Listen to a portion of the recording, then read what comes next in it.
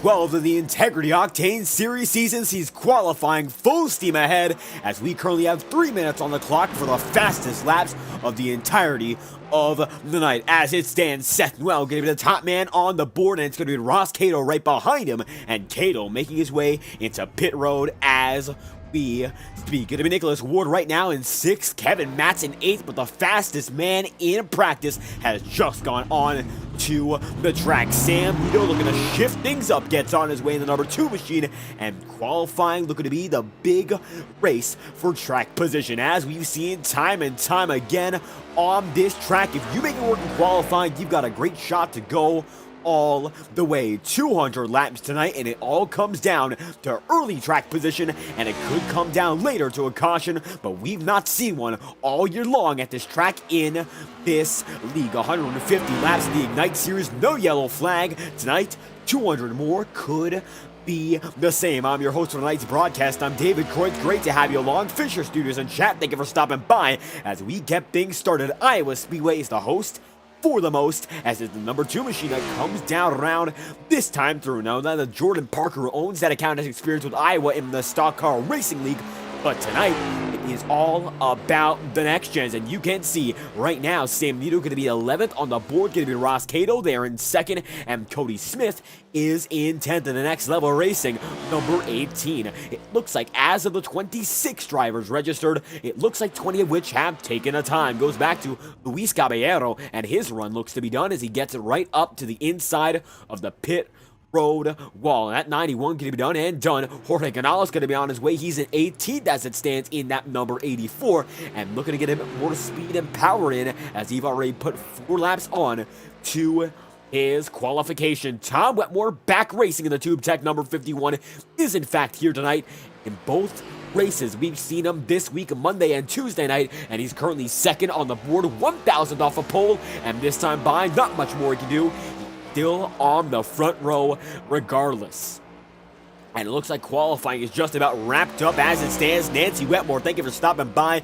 Great to have you aboard. And it looks like with qualifying just about done, your pole sitter as it stands is Seth Noel, and there won't be any time to usurp him. So without further ado, let's get into your starting grid just a bit earlier than usual. Iowa Speedway, the 1 mile circuit. It's almost like an intermediate with its shape, but the speed, it's a much different pace and a much different size. We've seen drivers such as Nick Tarbuck, Tom Wetmore, and the like taken on Monday night, but it could be much different with these next gens as we've mentioned. So let's get into your starting grid for tonight's event as it is round number 12 of the season.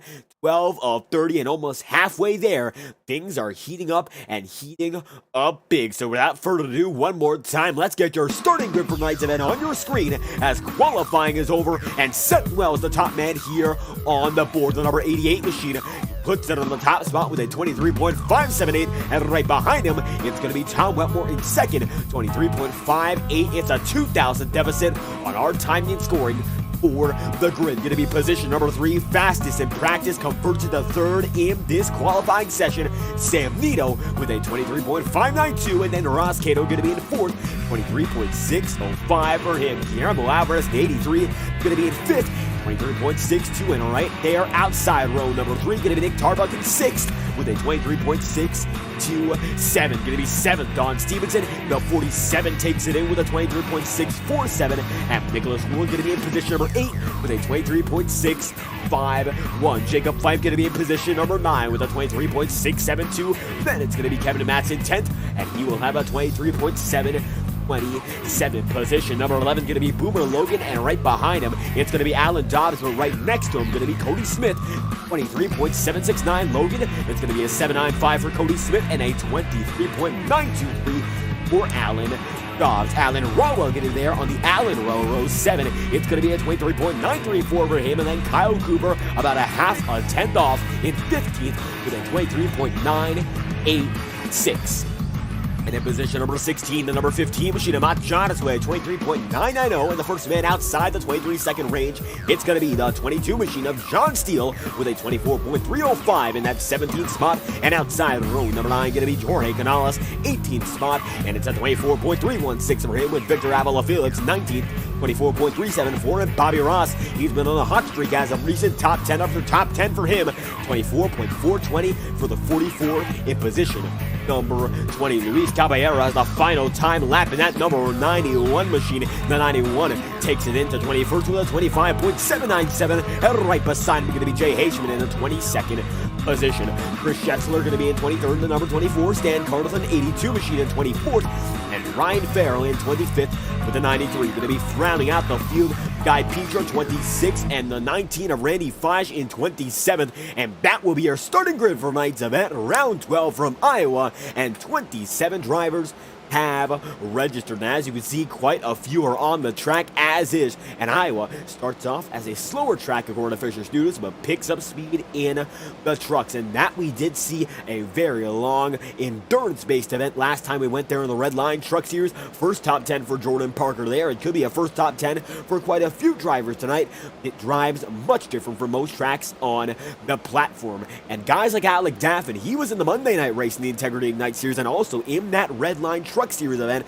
He has experience in multiple cars. He's not here tonight, but many drivers battle with him for the championship. He's going to be there in the final round, the title battle. We've got a surprise on Monday night, and it's going to be a big news about that championship field. It's one to remember. 1 minute and 50 seconds remain here, though, and there's still a lot of time before the championship picture is in place. And Sam Nito, back to being the top man on the board. The number 2 machine has a 23.559 in first, and Tom Wetmore right now in second with a 23.947 last time by. It's going to be a 23.607 his fastest overall. And Wetmore, that 51 machine, has put 8 laps down as it stands in second practice.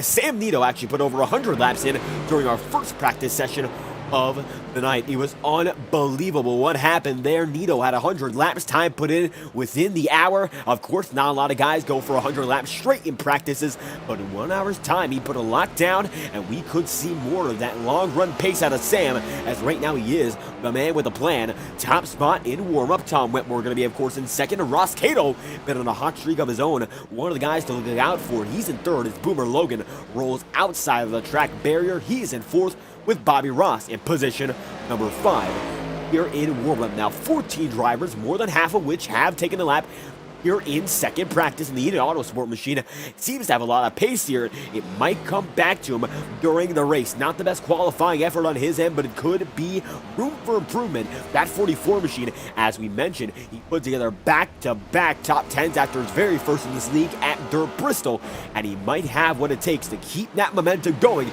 into the summer months. It's Kevin Matz right now, 7th on the night in second practice. He's one of those guys who always picks up during the race. He is a long run warrior, and I'm sure a track like this might suit him very well. But as it stands, 5 seconds remain here in the final warm-up, and it is Sam Nito, the fastest driver on the board in that number 2 machine, with a 23.559 in 6 laps of practice. 12th round, and it's all about the long run. It's been here in the Integrity Racing League, not only at Iowa, but overall. We've seen some very clean races as of recent, and tonight might be yet another. Seth Wells, top spot on the board. The grid has yet to appear on the circuit, and it looks like there it is now. Well, going to be, of course, in first. Sam Nito right behind him, and Tom Wetmore going to be right next to him on that front row. Every driver getting ready to grab a gear here as it stands. 27 are registered, and 27 are due to take the green flag. It looks like Randy Flash in 27 there on your screen at the very back, and guys like Jay Haishman, Chris Schexler there on the board as well. It looks like right now we're waiting for Jorge Canales and Ryan Farrell and Don Stevenson as well. And don't forget about Tom Wetmore. He is here for win number 4. He almost got his first of the season last night in the Ignite Series, and he lit the fuse quite well, returning after a long break there. And of course, he's taken a few breaks in this season, but no less, he's still the winningest man of them all. He's got 3 wins, looking for 4, and Seth Well has been one of the most consistent race after race. He's been clawing back at that advantage, and he's looking to make it dead even battle as Seth Well takes it out of a pit road right now. The iRacing official pace car leads them in to the circuit out of turn number 2. Sethwell in the National Guard, 88, going to be right there with Tom Wetmore. 2 bow ties up in front. Then it's going to be 2 of the Fords in 3rd and 4th. And then you see it, bow ties again. And they go bow ties on back until Kevin Matz there in 10th. One of his stronger qualifying runs. And that's going to be, of course, an advantage as the night goes on. We've seen that a lot of races at Iowa, they go clean and they go green. That's how he put it, of course. We've seen many long runs, many pit strategies played out, and at times it gets a bit risky. So you're going to have to trust your judgment. Side-by-side racing in this track, a very narrow one. It is a challenge. You'll have to play your cards right for lap 200 and not lap 20. This is far from a sprint. It's endurance in its own right. 200 laps here always seems to catch at least one driver out.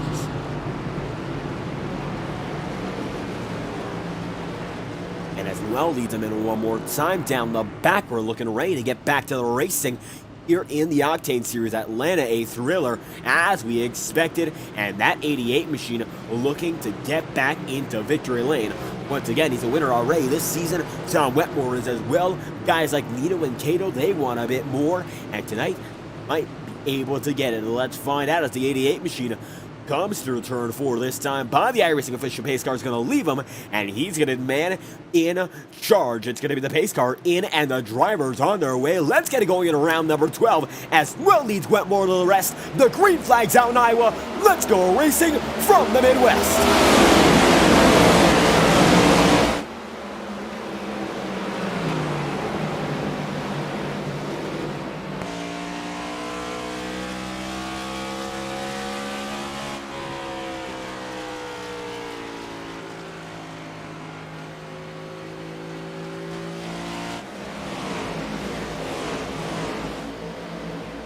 And out of 4 that time by a clear commanding advantage from Sethwell. He leads that number 1, and now he's out in front with a purpose. Going to be Tom Wetmore there in second. Side by side they are for third. It's going to be Cato and Nito here. The 2 Fords stay battling. Take a look at the middle of the pack here. Going to be Jay Haishman up high on John Steele. Steele falls back just a bit. Going to be with that 91 off corner exit here, but it seems like double file is the most you can do here in a track like Iowa. 3 wide, going to be very rarely seen. Nicholas Ward falls back to 25th.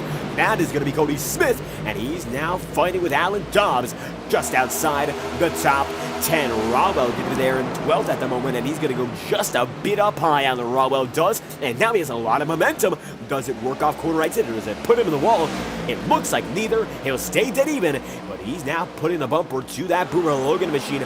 Not yet contact, but he's got something going with the aerodynamics in that 43, and he's going to take it 3 wide right there. That's going to be a big risk, and it sticks.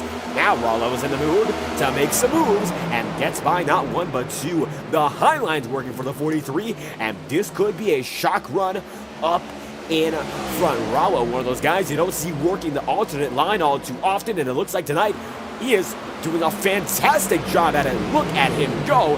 And now the 43 stealing the show as Don Stevenson gets right down to his inside line.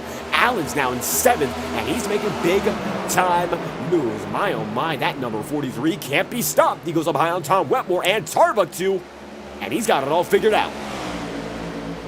And it's driving to his liking so far for Alan Rawell in that number 43 machine. He's already clawed his way up to Sethwell. Well's going to fall victim to this one now. The 43's on a move, and he's the fastest man by a long shot. Gets by the 88. Now Sam Nito's your race leader. Ross Cato in second. Guillermo Alvarez in third. And Allen's in 4th. My oh my, we don't see this pace all too often. He is like a jet coming through the field.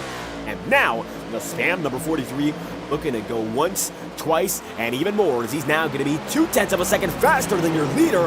And he's faster than Guillermo Alvarez. He's got draft. He's got clean air. In some sense, he's way behind the leader, but still way in front of the rest of the pack. He's got one thing, the line. That works. Down low this time through. The 43, now in 4th, his best run of the season so far. And it may be very early to say this is the best he's got in that number 43, but Alan Rawell showing up quite early and putting pressure on the guys up in front. Now going to be side by side with Alvarez, and he gets it easily. Now he's in 3rd, and he's half a second off of Sam Nito now. Unbelievable. He's been the story so far, 8 laps in. Rest of the field getting a bit calmer, but it's going to be Nicholas Ward a bit of trouble according to our timing scoring metrics, but that's not the case at all. It's going to be double file, and it looks like right now the only man who took it 3 wide had the chance to do it himself, Victor Avila Felix. He's now in trouble, about 2 seconds off this lap on pace, and it looks like he gets it straightened out. Side by side, Jonas is with Cody Smith, and so is Alan Dobbs with Boomer Logan. Going to be Don Stevenson there in 12th, and it's going to be Kyle Kubert in the 11th. Nick Tarbuck going to be in 10th. Double file. They go once again. It's about 5 rows deep here as Wetmore fades back into 8th. Their leading battle, it's getting closer and closer. That time by Rawell's faster than enough. 2 guys in front, and this could be a race above all else for the man in that 43. However, Sam Nito right now, he's got one right behind him. Ross Cato goes up high, and he's taking a page out of Alan Rawell's playbook here, and it looks like it's going to work out for a side-by-side battle. 11 laps in. Cato going to be up high. It's going to be Sam Nito down low. Double file they stay. Alan Rawell going to be there in 3rd, looking to make something of it. Look off the roll bar here. That all-board perspective shows you everything you'll need to see. That time by, it looks like Ross Cato was a bit faster. It looks like now he's using that old Rawell technique to make it work. Gets by him, and now going to be much faster than both drivers here. And it might just be the change in the condition of the track that's making this happen. The sun, it is setting, and it's letting some guys take advantage, some guys getting pressured, and now the 43 falling back in the range of the 83. The battle might brew once again for 3rd. And 12 laps in, it's Ross Cato leading, Sam Nito in 2nd, and Alan Rawell there in 3rd, not without a contest as the 83 machine now goes down to the inside line, and they'll be side by side down the back straightaway. They're going to be double filed indeed, and now it looks like the 83 has a shot at him. He's going to go down low once again, and Rawell had some speed out of nowhere, but it looks like it's going to be taken away if that 83 gets what he wants out of it, and it looks like this time by that does not at the line, but it does at the turn. And the inside line coming back into form, but Alan Rawell makes it work on the high side once again. Leaders pulling away, but they're side by side for 3rd here, and it is getting risky. Can't see Rawell up high once again. Guillermo Alvarez down low. The yellow flag comes out for the first time. Big wreck, and Jay Haishman crucially involved in this one. Let's find out what happened. Turn back the clock 20 seconds and take an in-depth look at the matter at hand. We'll take it to a bit of a drone shot here and find out why this happened. You can see Caballero out of control into the 06. And that takes Haishman up, takes Stan Carlson, multiple drivers wrecked just like that. The 82 down and around, he's got big damage. Of course, Haishman, Caballero, and it looks like it's going to be a big-time 3-car incident. Yellow flags out 15 laps in for a 3-car incident involving Caballero, Haishman, and Stan Carlson. And the back of the field getting very, very intense already. Ross Cato, your leading man so far, as we get it back going. The number 12 machine leads him with the 2 there in 2nd, and Alan Rawell in 3rd. Now he's got a chance to fight with him up in front from the get-go. Everyone gets grouped up once again, and now it is a level playing field for those without damage. Big time damage though, the guys like Starter Carnathan and Haishman and Luis Caballero all the same. That is bad news, and I'm not quite sure what they can do from here, because it looks like the trouble is brewing on pit road. They've got front ends missing, they got rear ends missing, and aerodynamics and engine problems galore. Only 16 laps in, that might not be something you can recover from. First time we've had a yellow flag in the Integrity Racing League this year at Iowa, and it comes 16 laps in to our 2nd trip to the track. Round 12 in the Octane Series. First time we saw it was in the Ignite Series. So Monday night, they went yellow free. Tonight, not going to be the case, but only 1 yellow so far. Could take it long from here. It's not a given just yet, as it's still single file out front. Nito and Cato still there. The Ford's able to pull away quite early, and Alan Rawell in his Toyota Camry up to 3rd. The bow ties pushed back to 4th and then some, and it looks like the other manufacturer is coming to play. That's for sure. Still 2 laps remain before we go green here, and it looks like Stan Carlson out for the night after a very early incident. Bad news for the 82. Caught up in that one at the tail end of the field. It takes 1 driver out, and Caballero and Haishman might be next. Not quite sure. Jonathan gets out of pit road after a minute and 30 seconds there. We'll see how long Luis and Jay hold out. They might hold out just a bit longer. It gets a bit treacherous in the back of the field here, and it looks like already taking its first few victims. John Steele, Guy Petra, they're now going to be in 20th and 19th. Steele's going to be in 19th, but Guy Petra, the first man to pit, and now he's on new tires in 20th. Jorge Canales going to be on news in 21st. Victor Avila Felix in 22nd. Fiash going to be in 23rd with new tires. Randy Fiash is. Luis Caballero, and then Jay Haishman. Big time damage right now, and both of which are waiting on pit road to see what they can do about the rest of the night as Ross Cato takes it down this time through. It should be one lap to green, but it looks like it extended once again. So 18 laps in, we've got to wait just a bit. As you can see, pit road still has 2 drivers on it, the rest of which ready to get going.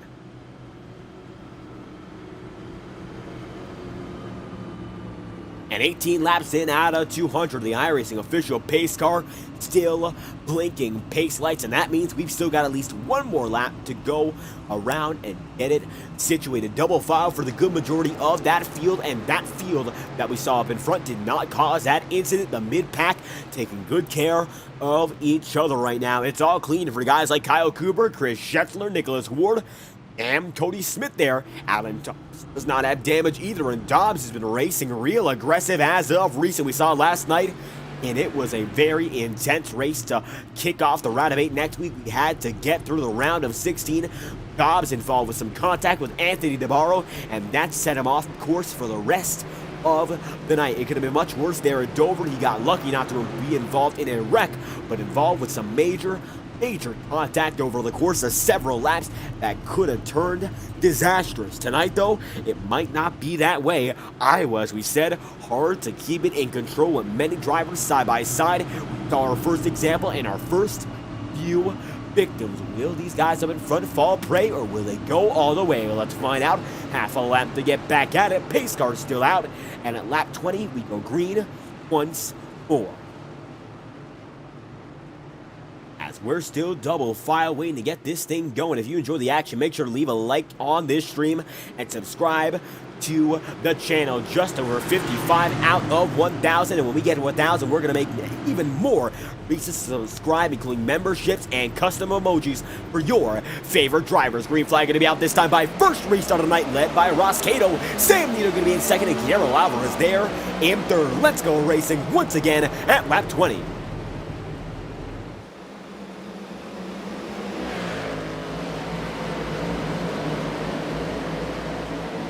And Ross Cato with an amazing start once again. Sam Nito going to be there in second, and now Bobby Ross is in fifth. And it looks like these guys in the back of the field are coming up big. Roblox going to be taking double file there by both Jacob Fife and Tom Wetmore. But Ross has back-to-back top 10s he's riding on, looking for his first top 5. And he's got an awful lot of speed so far. 21 laps in. That number 44 now has some high goals. He's going to be up on the high side once again, going up to that middle seam, that middle groove, as a matter of fact, might be the best way to describe it.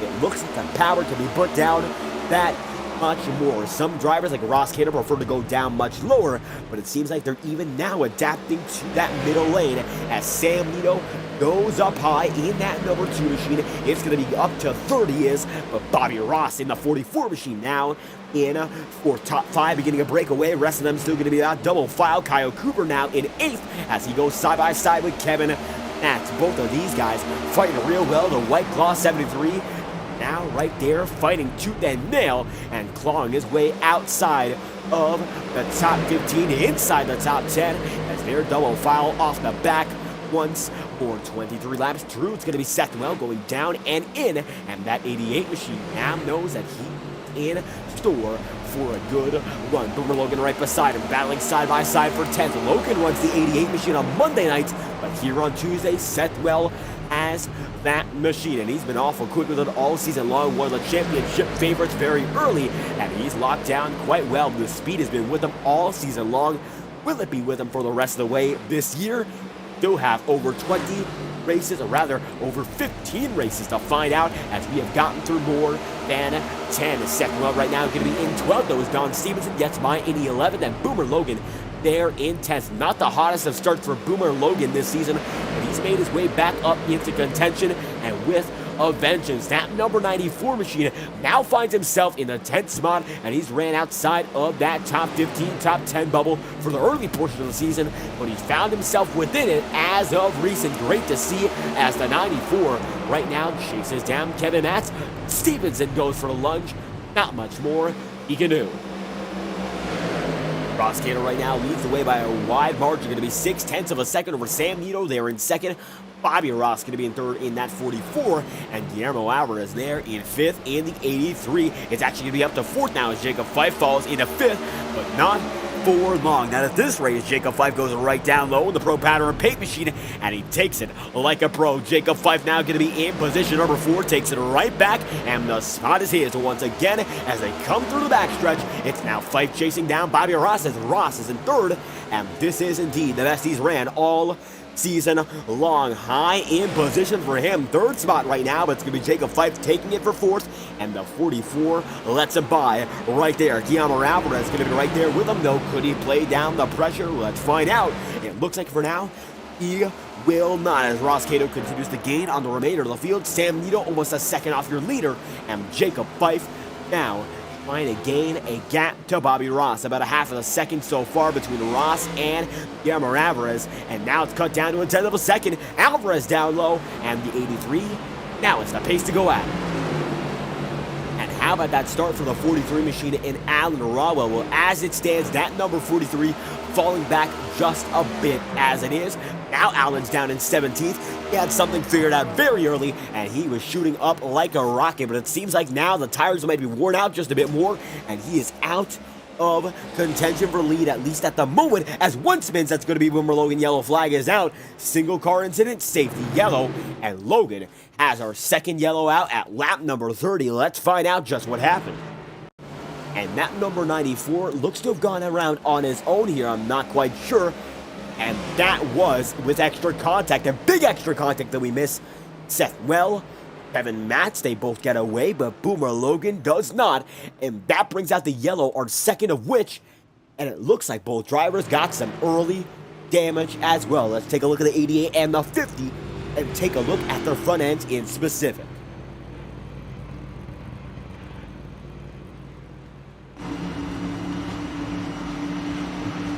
And it appears, despite that issue, Seth Well, not a lot of front-end damage on his car.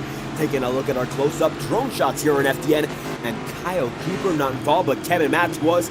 Not much on him as well. A very light contact yellow flag, but a yellow nonetheless. So that changes the pace of this race all over again. It's going to be Boomer Logan down around with contact from Matz and the 88 on Noel. That brings us into our second yellow flag period, and Boomer Logan right now back on his way. The tires get smudged up, but it looks like the rest of that 88 or the 94, both of them are fine. They'll still be going a bit of rear end contact, as a matter of fact, for that 94. You can see the high noon circle on the quarter panel has been beat up just a bit. So bad news there, but the rest of the field stays out on the circuit. Very few go into pit road, bar Logan, and it looks like then Alan Rawell, Jorge Canales, Victor Avila Felix, Randy Fiash once again, Luis Caballero, and it looks like Jay Haishman is still there, as well as Caballero from the most recent multi-car incident where multiple cars went around. They're both still on pit road for over 10 minutes. And 17 laps down, the both of them are. That being said, still only one retiree on the night in Stan Carson. Haishman and Caballero could still resume the race if they wish to. And 32 laps in, still a lot of time if someone else gets involved in an incident. So far, been dicey in Iowa. 32 laps and yellow flags, and we've just gotten things going here. And Ross Cato gaining an advantage on the rest of the field before that yellow flag came out, almost a second ahead of the pack last time we checked on him, and he was still gaining after the fact. So it's safe to say he has a lot of speed in that number 12 as they cross the start finish line this time by. Still going to be 2 laps to green at the very minimum. It's Sam Nito in second now, Jacob Fife there in third, and Guillermo Alvarez got by Bobby Ross there at the tail end of that powerful surge up, and the 44, much like the 43 before him, unexpected, but still a welcome surprise to get up to the top 3 and then fade out just a bit. We'll see, however, if Bobby Ross can make it last, as it seems like some drivers figuring out a short-term shortcut to success.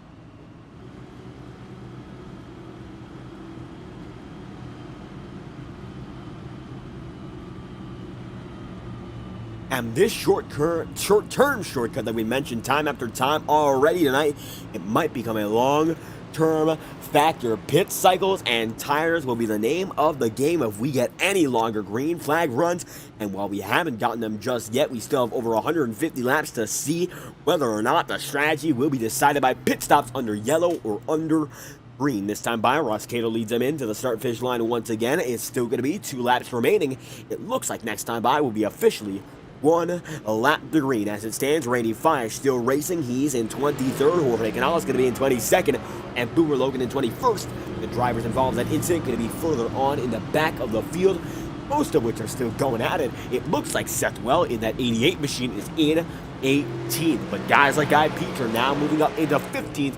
Petra on a newer set of tires, 18 laps into his stint, and the yellow flag comes out and bunches him up with the field once again, so able to use that tire advantage once more, and it'll be more effective now as many drivers within close proximity could lead to many more passes. Ross Cato going to be able to lead the way here in that number 12. It's Sam Nito in second and Jacob Fife in third as they come across the start-finish line one more time. It's going to be one last lap under yellow before we get back at it at lap number 37, and the green flag will drop then, and hopefully get a longer run from here. Fife going to be way down low, but it's going to be Ross Cato starting up high and Sam Nito up there as well. As it looked like 3 wide for a moment, it is Sam Nito starting down low, and it is the number 12 of Ross Cato there in the Ford. Number 12 gets the honor to put them down for the second restart of the night. Does this become the turning point? We've seen some action, some intensity, some aggression already. Does it shift in the favor of that number 12? Do we get a long run? Does he get to extend his gap? Or do guys like Sam Nito, Guillermo Alvarez, and Jacob Fife continue to have an opportunity to fight for the lead? Well, we'll find out this time by as the Cato machine. He's had that Ford Mustang catering to his needs. It's been a while since we said that one, and it looks like it has no better example. That number 12 does then tonight to see who's on top and who is not. It's going to be the Ford on Ford battle up in front in the bow tie second row. Green flag going to be out this time by for the second restart of the night. Let's go racing from Iowa once again.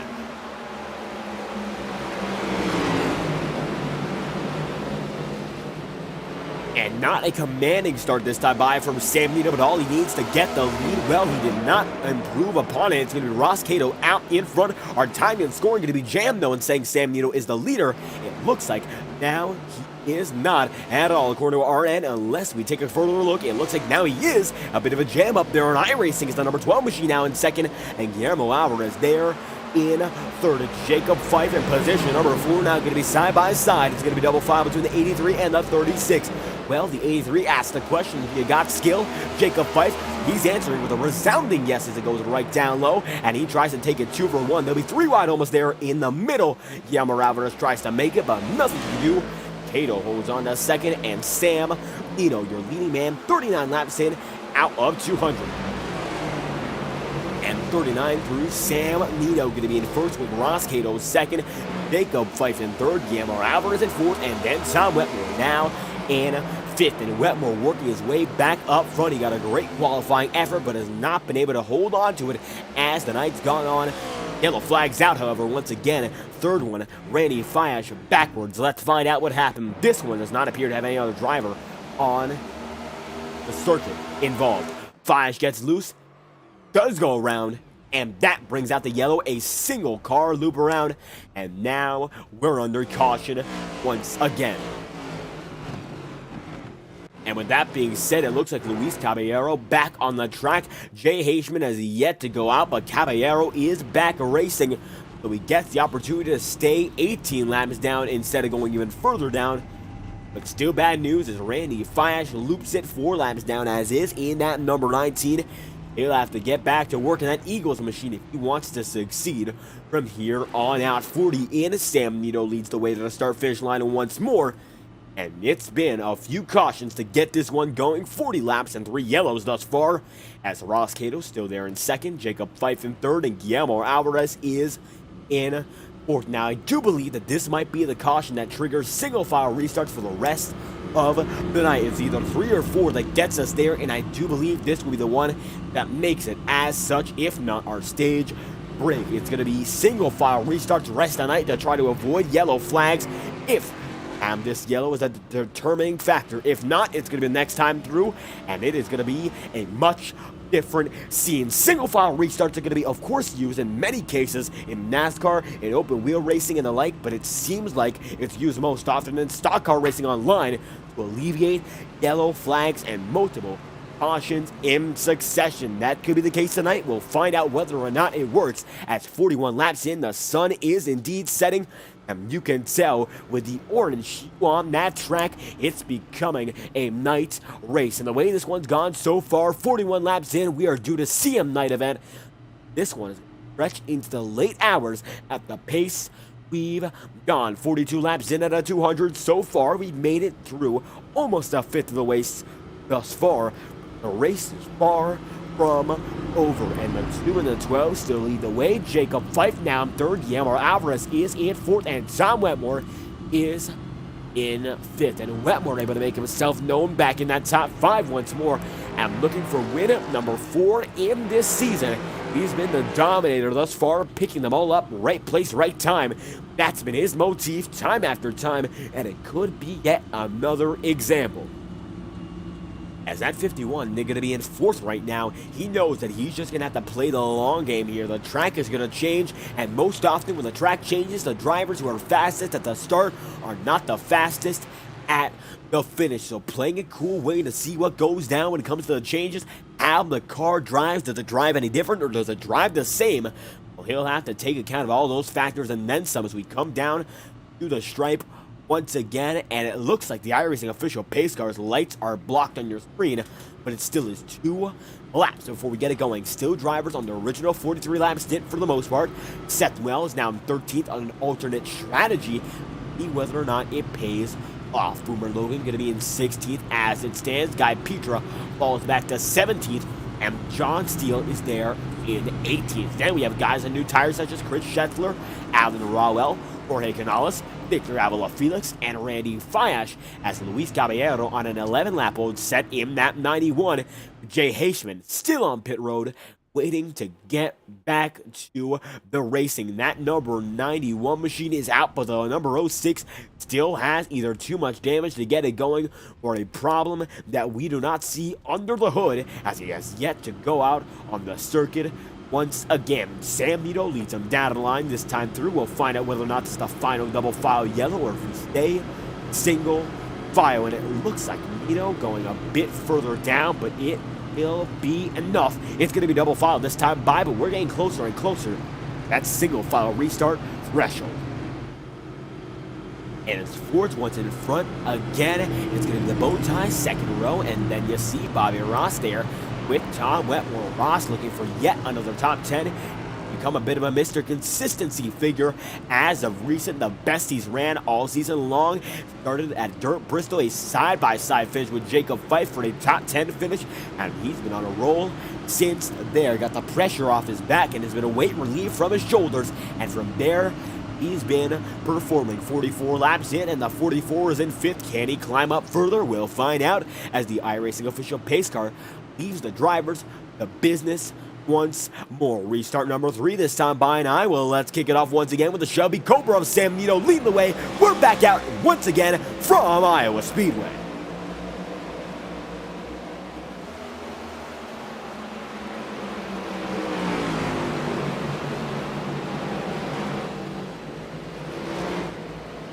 And Sam Nito going to be able to take the lead once again. He is clear of Ross Cato. They're side by side of the restart, but of course not anymore. Jacob Fife goes down low, tries to make it happen on the number 12 machine, and Fife desperately looking for a race win this year. So far, and oh so many chances, he's not yet made it happen, but of course, he still has an awful lot of time to do just that. The 36 goes down the inside, gets it down the bumper. Ross Cato, no contact that time through, and Alvarez now on the bumper trying to put some pressure down. Has not made a move just yet, but fight goes way high, and Alvarez keeps it way low to try to put the power down just a bit early. That time by, the 36 gets a better runoff exit, and that will be good enough to stay in third. Guillermo goes high that time through, and Jacob goes low. Going to be a bit of a vice versa situation, and now the 83 gets that run. It's not going to be enough to get down and lunge. It's going to be a lot of guys moving down, and we have a wreck again. Yellow flag's going to be out 47 laps in.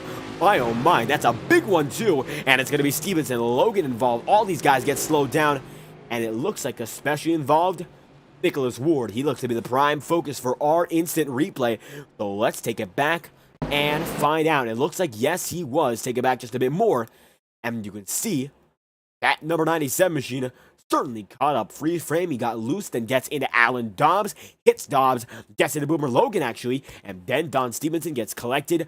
Big Matjana sends himself almost into the number 50 of Kevin Matz, and that number 97 is all out of sorts. My oh my indeed, and able to stop it, get it going once more. Nicholas Ward in a lot of trouble. He'll be able to get himself back on the way.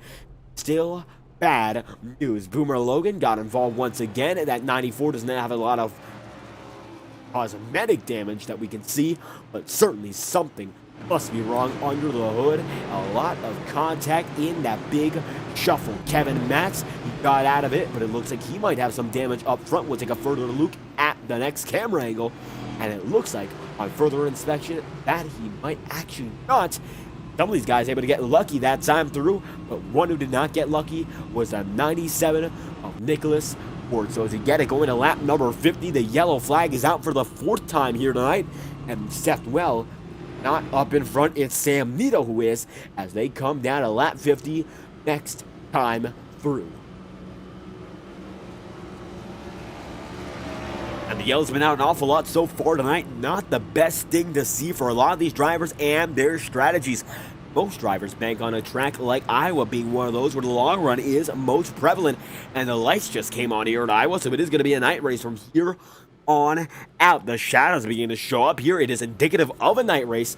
As the lights popped up, it all got brighter, and it looks like the sun will not be with us for all too much longer. A lot just changed in one moment there. The stadium lights here at Iowa Speedway are back in use, and the sun, which once cast an orange color on the entirety of the track, is now fading to black. It's all about Sam Nito's orange machine right now. As the sky becomes a yellow-white, it's going to slowly but surely fade out of the mind. Sam Nito right now, knowing track conditions are changing, but he's still up there in the battle for the lead. 50 laps in, the storylines have been all about Ross Cato and Sam Nito so far.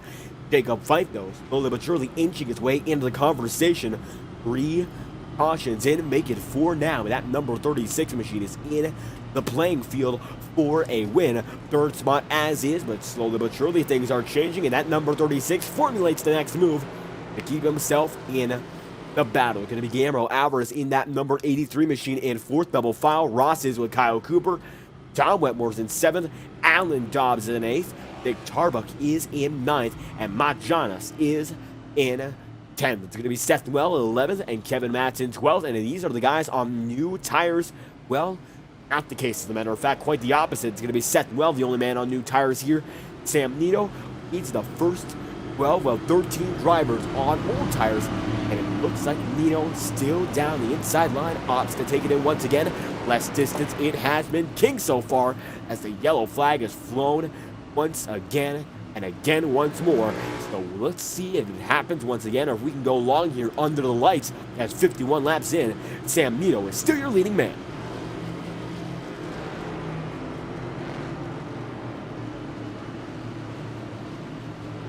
And as they come off turn 4 once again, let's get it going. 4th restart of the night. Sam Nito leads the way with Ross Cato. The green flag's due to fall this time by, and that it does. Double file restart one more time. Let's get it going. Sam Nito leads the way with a monstrous jump. We're back racing at lap number 52.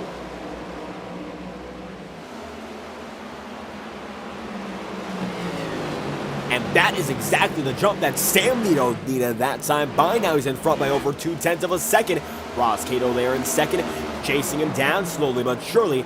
And Sam Nito still has the lead as Cato goes way up high and takes a few drivers right there with him. Going to be side by side at the stripe for third. Cato is there in second, Sam Nito in first, but Jacob Fife down low and Guillermo Alvarez yellow flags out once again. And John Steele, Nicholas Ward, Chris Schessler, he's going to be the big man involved. Yellow flag is out for Chris Schessler. And the yellow flag falls for the 5th time tonight. Let's find out just what happened. Schessler, contact with John Steele in the wall. Both of them go. Nicholas Ward gets caught up, and that brings out the yellow once again. Multi-car incident here. And that is indeed something that warrants a yellow flag. So that was a multi-car incident indeed. It's going to drop once more. And the 24 now is an awful lot of damage in that number 24. Indeed, it's Ryan Farrell now 53 laps down back on the track. And it looks like the Amico machine not able to start the event. And now 27, but could get a spot back and call it a night. Jay Haishman still on pit road as well. And Ryan Farrell joins the show just 54 laps out of main of the field. Sam Nito, 54 laps in, leads the rest of the way here. Going to be Ross Cato in second, Jacob Fife in third, Guillermo Alvarez in fourth, and Bobby Ross there in fifth as they come down to the stripe one more time, make it 55. Nito leads them in, and the yellow flag, matter if the sun is out or if it is setting, it continues to come out. That is caution number 5, 55 laps ran. And with the yellow flag returning, guys in the back waiting to get it going. It looks like some on pit road. John Steele, Nicholas Ward, Chris Schessler there as Ryan Farrell makes his way out. And that's going to be Steele on his way. Nicholas Ward is in, and he makes it in good time. It looks like his pit stall is going to be able to fight it at the very end of the line. It's going to be Randy Flash now on the move. He's 4 laps down even still and might be able to make one back as Sam Nito is still your leading man, 55 laps in. It's been 5 yellow flags so far. We're just getting started. It's still over 140 laps remain. Number 2 machine is position number 1. Ross Cato going to be in second. Jacob Fife's in third, and Guillermo Alvarez is in fourth. It's Bobby Ross in fifth, and Kyle Cooper having an especially strong run for the 73 camp. They're in sixth, and we said, I believe in the Atlanta broadcast, sometimes Kyle Cooper goes up best at the super speedways. Well, tonight so far, he's shown up quite well throughout the entirety of the event. It looks like single file. This is going to be the first of the restarts that takes a single file if, in fact, the pace car lights are off, and that they are not. So the choice has not been made to switch it over just yet. 12 rounds in and 56 laps into this one. Sam Nito leads the way. Let's go back to guys like Cooper, like Alan Dobbs, and Bobby Ross right now running 5th, 6th, and 7th. They're running real well so far, and they've clawed their way up through the field. Dobbs, not the best starting position for him, and Bobby Ross and Kyle Cooper starting back in the field. Did not expect to see them up here so early, but it looks like there they are, and here they will stay as they've been playing this race out quite well. 56 laps in, not many doing it like them, and now as they come to the stripe to get at it once again, 1 lap to green, and Sam Nito will lead them through and put the power down at lap number 58. And double file restart, this one will be, it seems like the single file restarts will be for later. Have not happened just yet as Cato getting there in second, Jacob Fife in third, Guillermo Alvarez he's in fourth, and Bobby Ross in fifth. Double file all the way down to guys in the back. Getzler getting up to them, so is Nicholas Ward, so is Luis Caballero, John Steele as well. And now Randy Fiash getting back up to the pack. He's 4 laps down, looking to make himself part of this group. 57 in out of 200. It's going to be Sam Nito machine out in front with Ross Cato there in second. Jacob Fife in third. Guillermo Alvarez there is in fourth. Let's get right back at it this time through. Sam Nito leads them in. Caution number 5 leads to restart number 5. And Sam hopes to get this one back in motion. Green flag going to fall from number 2 machine. Green flag is out indeed. Let's go at it once again from Iowa. And Sam Nito with a disastrous start for others. It's a great start for him.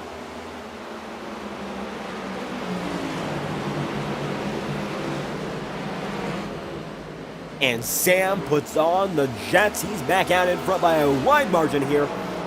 3 full tenths of a second as Jacob Fife takes it down to the inside line there with the 12. Going to be Gabriel Alvarez there in 4th. Bobby Ross going to be in 5th. Kyle Cooper in 6th. And then it looks like Tom Wetmore goes down to the inside line, and he's going to make it a no-go to a go-go as he goes side-by-side with a 7-3 without hesitation. Wetmore now back in the fight for the top 5. Saw him in there for just a moment. Now falls out just a bit, and he's got that 05 machine to take care of in due time. Alan Dobbs holds on for now, though, as they come to lap number 60, that 51.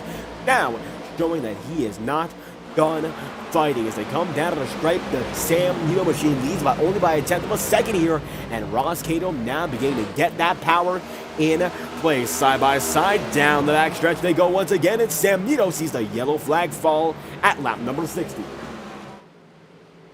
And the yellow flag will fall this time by for Janas. Let's find out what happened. Janas goes down low. This is not where the caution happened, and he gets loose in front of Avila Felix in front of Guillermo Alvarez, and Alvarez takes him for a spin. Contact with Petra, and the 15 involved in the 6th yellow of the night, and that's going to bring us down to pit road speed and then some once again. Bobby Ross there in 5th.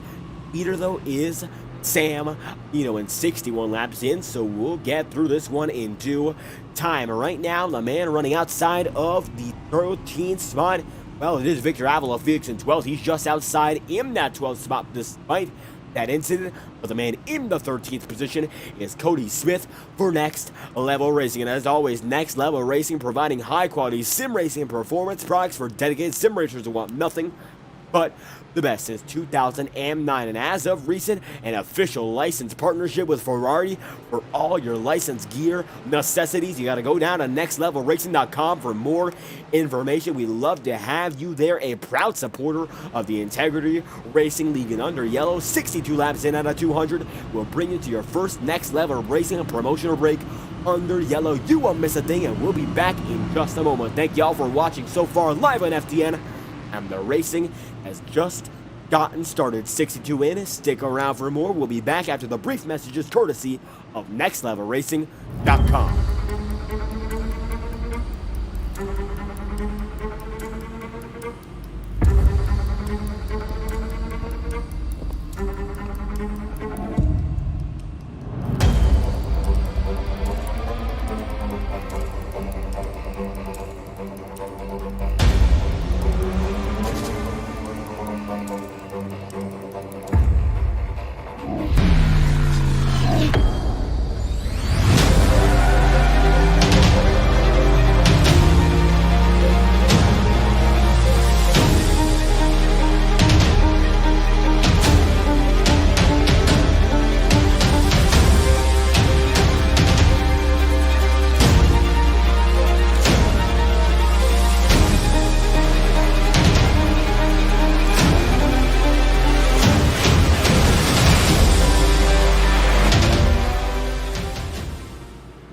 And that is your first Next Level Racing promotional break of the night. Once again, nextlevelracing.com, high quality sim racing and performance products for dedicated sim racers who want nothing but the best. And as it stands, 63 laps in, Sam Nito wants nothing more but to get the checkered flag. 63 through, and we have seen 6 cautions thus far. The iRacing official pace car leads them in this time through to take them down to the 1 to go phase of the caution.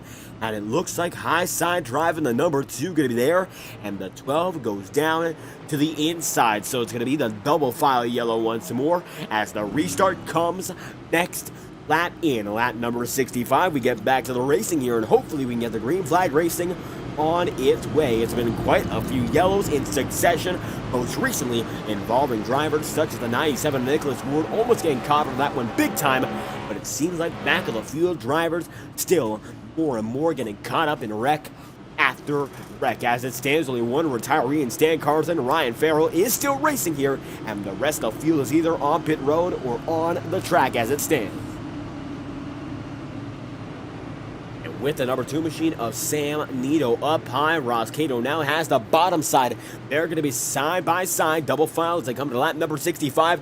The iRacing official pace car is going to leave them this time through, and we'll be back at it for restart number 6, led by Sam Nito.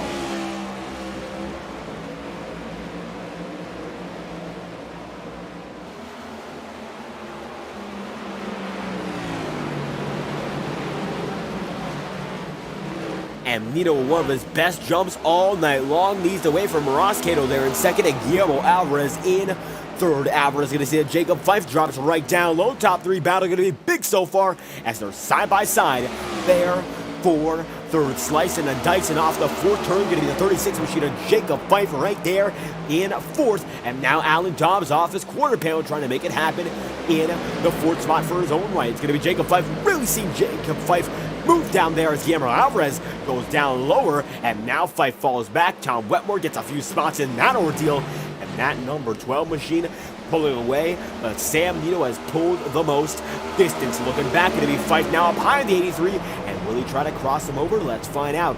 Fife, big lunge, gets it easily. Now it's going to be Jacob there in position number 5. Bobby Ross in 6, but the big mover out of that ordeal is going to be Tom Wetmore, and Wetmore now in fourth, picking up more and more position as the night goes on. Now he's going to be inside that fourth spot for the first time since the grid here, and Alan Dobbs is going to be his next victim if all goes well for the case in that number 51. Up high, Wetmore goes, and it's going to be Alan Dobbs who shows why he's defending well. He's done it before at Iowa. He made a one-stop strategy last time we went here in this league, but Wetmore goes down, and that will not be all she wrote, but side by side of corner exit. The 51 has the edge in the turn number 1. Side by side corner panel is going to be linking up there, and now the 51 has the edge into 1, but big time side draft. The 05 machine, and Alan Dobbs makes it work off corner number 2. Dead even down the back once again. It's going to be Tube Tech number 51. Camaro right down low. Going to be Alan Dobbs right in the middle with him, and stuck in the middle with the 05. It's here at Iowa Speedway. They run up the track. Wetmore gives him room, but Alan Dobbs gets a lot more speed off the corner, and now way up high that 05 machine goes and almost has the edge once again over Tom Wetmore entirely. Side by side, they come down the back, and they're still battling fiercely for this position. Alan Dobbs up high, just slightly has the edge time after time. Take a look off the quarter panel view here for Alan as they go dead even. It looks like a bit of a better run for Alan off a corner exit. Doesn't work in the turns 1 and 2. It looks like this time by that it does not. And now Wetmore has a bit of an edge on the nose cam. You can see the 51 begin to pull away. Will it come back to bite him though? It looks like it won't. They're still side by side battling for third here as the battle for the lead is Sam Nito now pulling away like Ross Cato did all those laps before. Dead even at the line is going to be Wetmore who has the edge after the timing and scoring loop. Good enough to be scored in third. And a great last 2 nights it's been for Tom Wetmore. Had a lot of race-winning pace at Dover in the Ignite Series, not able to make it happen. A fierce competition all night long for every driver. And now that number 51 machine finds Alan Dobbs way up high, and Alan almost loses it. Thankfully, he does not, and we keep it green just because of that. But the pack's going to gain on him big. Now going to be 3 double file rows of drivers getting right up to him. Going to be Smith, Bobby Ross, Seth Well, Nick Tarba, Guillermo Alvarez, and they are real dicey now. It's going to be the 05 slowing them down big, and this could be hectic as now Seth Well takes them 3. It's going to be door banging between Bobby Ross and Cody Smith, and now the yellow flag is down 73 laps in for caution number 7. Just as we got things going, John Steele involved, and Nicholas Ward has a fender just about ripped off that machine. Big time damage. Let's find out just what happened. Instant replay on the matter here, and that 97, as you could see, he's been like that for quite a while. This is half a minute ago. We'll take it back even further. And my oh my, he's been like that for almost a lap here. He's been limping around the circuit, and I do believe this will not be an incident based yellow number 7 did not come out for a driver with that much damage. I don't believe so, because he's been like this for over a minute now. We'll take it back a bit further and try to find out when this happened, as the 97 was driving normally. Boomer Logan goes right down low here, and now the 97 goes up high, tries to make a pass. 74 laps in, and the 97 slides up on his own accord, and it looks like the damage gets worse from there, but we see a motor blows up here, and we don't see in specific. So Nicholas Ward tries to put it up high once again, and big time damage there, my oh my. And that might be what caused it. He seems to have just rocketed up to the top of the track and 75 laps in. Nicholas Ward all out of sorts. And while that might be the thing that brought out the yellow, he certainly did not get involved in the driver there for the caution. 75 in, your 7th yellow of the night, and it's Sam Nito up in front and Ross Cato there in 2nd. Tom Wetmore going to be in 3rd, Alan Dobbs in 4th, and Jorge Canales going to be in 5th. It is going to be Victor Avila Felix in position number 6, and 75 in out of 200. It is going to be the man in that number 83 in 7th in Guillermo Alvarez. And as they come across the stripe, Tom Wetmore going to be there in 3rd. A fierce battle with Alan Dobbs when the green flag racing was in effect.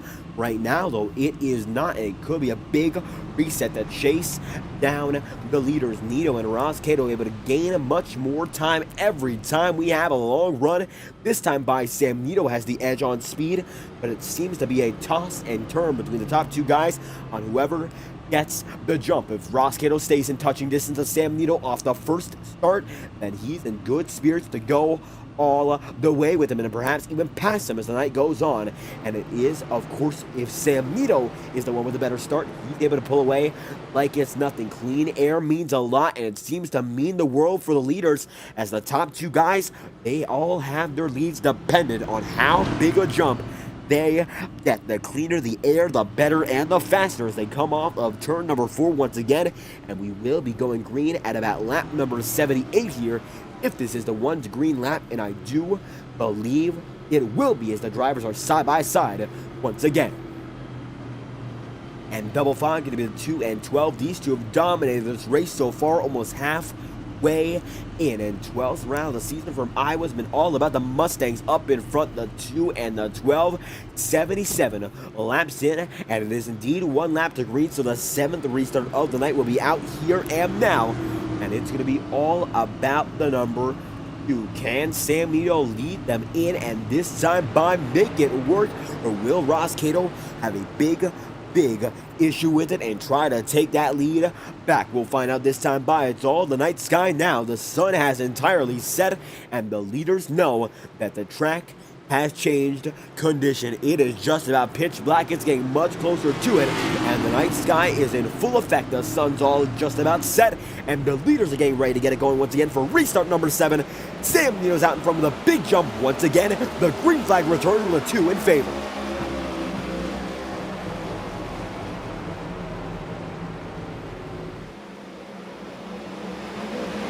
Sam Nito leads, and it's going to be Ross Cato right there with them side by side. They're going to be off turn number 2.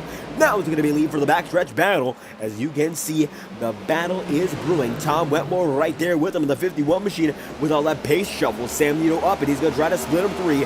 Tom Wetmore does 3 wide for the lead, and Wetmore shoots up to the front of the pack. And now the 51 goes up high. Does the move work? He still has the edge off the exit of the corner, and yes, he does make it happen. Tom Wetmore with a 3-wide move up to the front of the field is now your race leader. Unbelievable. And now that 51 gets it from the old Dominators, looking for win number 4. Tom Wetmore is. He wants to add yet another to the victory pylon. It's the 84 machine now even right there with Seth Well, the 88 right there with them. 3 wide they go, and Well now up into second. How about this? The best of the best rising up, but you can see Seth Well is a newer tire. His set is only 5 laps old. Tom Wetmore is a total of 80 laps old. And last time by, Well was very quick. They're door banging. They're going to wreck. The leaders have wrecked. And the yellow flag's going to be out once again. Wetmore around. And he makes contact with Seth Well for caution number 8. And we are back under yellow just like that. And the yellow flag falls for Tom Wetmore and Seth Well, and y'all saw that clear as day. The leaders wreck coming out of turn number 4. Now we're going to try to get it much slower and find out just what happened. Wetmore, of course, does come up. So does Seth Well here. And they get right up to the Geico restart zone barrier. And then Wetmore seems to have lost it. I mean, that's a flick of the steering wheel, if anything. And then he stays right on set well, and they go right into the wall. Smells to the full leader, but Wetmore in much more trouble. That claw through the front of the field. Now he finds himself in the back of the pack. Let's take a look back, though. Take it back 15 seconds from this point. That shows him spinning. We'll take it back a bit more and find out even more about the situation. And this is the rear view mirror right behind you. As you can see, looks like a twitch to the right. He lost something in that car and then finds himself in the wall. So contact in the heat of the moment brings out the yellow flag, your 8th of the night so far. We're back under yellow just like that. Just when you think the front of the field is safe, think again. Tom Wetmore in the wall, just like that. And 83 laps in, your 8th yellow flag has come out on the night. And as Wetmore makes his way in, many drivers having to opt in sometime soon. It looks like now most drivers are on a new set of Goodyear rubber. Jorge Canales is going to stay on the old ones. So is Victor Avila Felix, Alan Raul Jonas, as there are alternate strategies at the moment. But the rest of the field does not have a set older than 10 laps. Bar Luis Caballero, and Caballero way off the strategy, 16 laps down as it stands. So not much more he can do, but hope for more yellows on his sake, as right now Ryan Farrell is 82 laps down. Looks like he started and parked this one. Not much more he's done all night long. That number 93, basically a retiree here. So is Jay Haishman. 25 drivers still racing. Goes down to Caballero, and it looks like now 24, as Caballero is scored in 24th. So that number 91 right there with Cody Smith, still waiting to get the leaders back on the way. Seth Well is the man out in front. Looks like no penalty to him so far. He is still your man. Is the leader. That number 88 machine for the National Guard, he took it quite literally there, guarding his position, and the 51 went around as a response. But it looks like right there, just nothing you can do. A twitch on the steering wheel with very little room. It's to a yellow flag once again. So the 88 machine is the leader, 84 laps in, and we are not yet at the halfway mark at 10 o'clock on the Eastern Seaboard. A little bit under the normal pace in this league, but it still has been an action-packed one nonetheless. The yellow flag is going to go and lift itself at lap number 86 as we're due to get the race back underway in due time. And Nancy Wetmore certainly not going to be happy about that one. Yellow flag falls and the 51 involved, and it looks like we'll go at lap 87 now as a slight extension. It's pit road. It is busy. Many drivers in this time around. Many drivers have just gotten out, and now guys like Tom Wetmore getting their new set of tire. Not a lot of damage to that number 51 machine, and Seth Well, your leader still, so he does not have much himself. It looks like cosmetically the 51 might be fine. Take a look at the back end as well. He went around right on the wall. That's the safest way to do it, and that might be just enough to keep it going. Now, iRacing does not give us telemetry that is accurate here, so that 51 machine is not revving at 300, revving at much more, but that is something we do not see right now. We'll try to implement something to get these guys to give us that information, but right now, 300 revs is shown on Wetmore's machine. He could be at about 2,000 if he does not have any damage. Coming across the stripe this time through, Seth Well, the in-cockpit camera shows his telemetry, and 2,700 revs emitted, idling it around in 5th gear, saving fuel as he's 11 laps in to his stint. And the way that this race has been going, we are due for an overtime finish. Hopefully we get it back on its way, maybe without that, as we have seen 8 yellows so far in 86 laps. It's been about 10 laps per yellow so far, and after a shocking yellow with the leaders, maybe we get out of this trend and get ourselves on the move. We'll find out this time by, though, if things change, or if they all stay the same, as Noel leads them down. Jorge Canales and Bobby Ross there in third. Let's find out this time through. Side by side as they come off turn number 4. Going to be Noel up in front. Alvarez there in not second, but his teammate is, and it's going to be the number 84 in second, but the 88 in first. Let's get back out of this time by. Seth Well leads and gets a dominating start once again. Green flags out for restart number 8.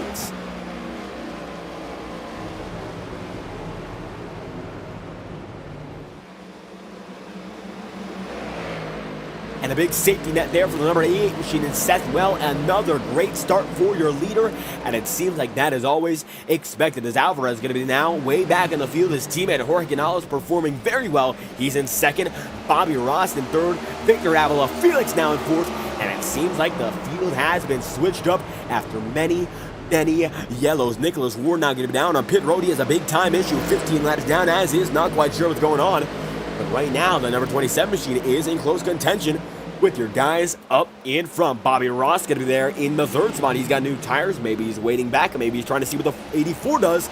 As now Canales putting down the pressure on Seth Well. It's going to be a big lunge by Avila Felix there on Bobby Ross, and Ross going to have to stay up high as the 27 makes it stick. Big time move, 89 laps in, and now Avila Felix goes side by side down the back for the position number 3.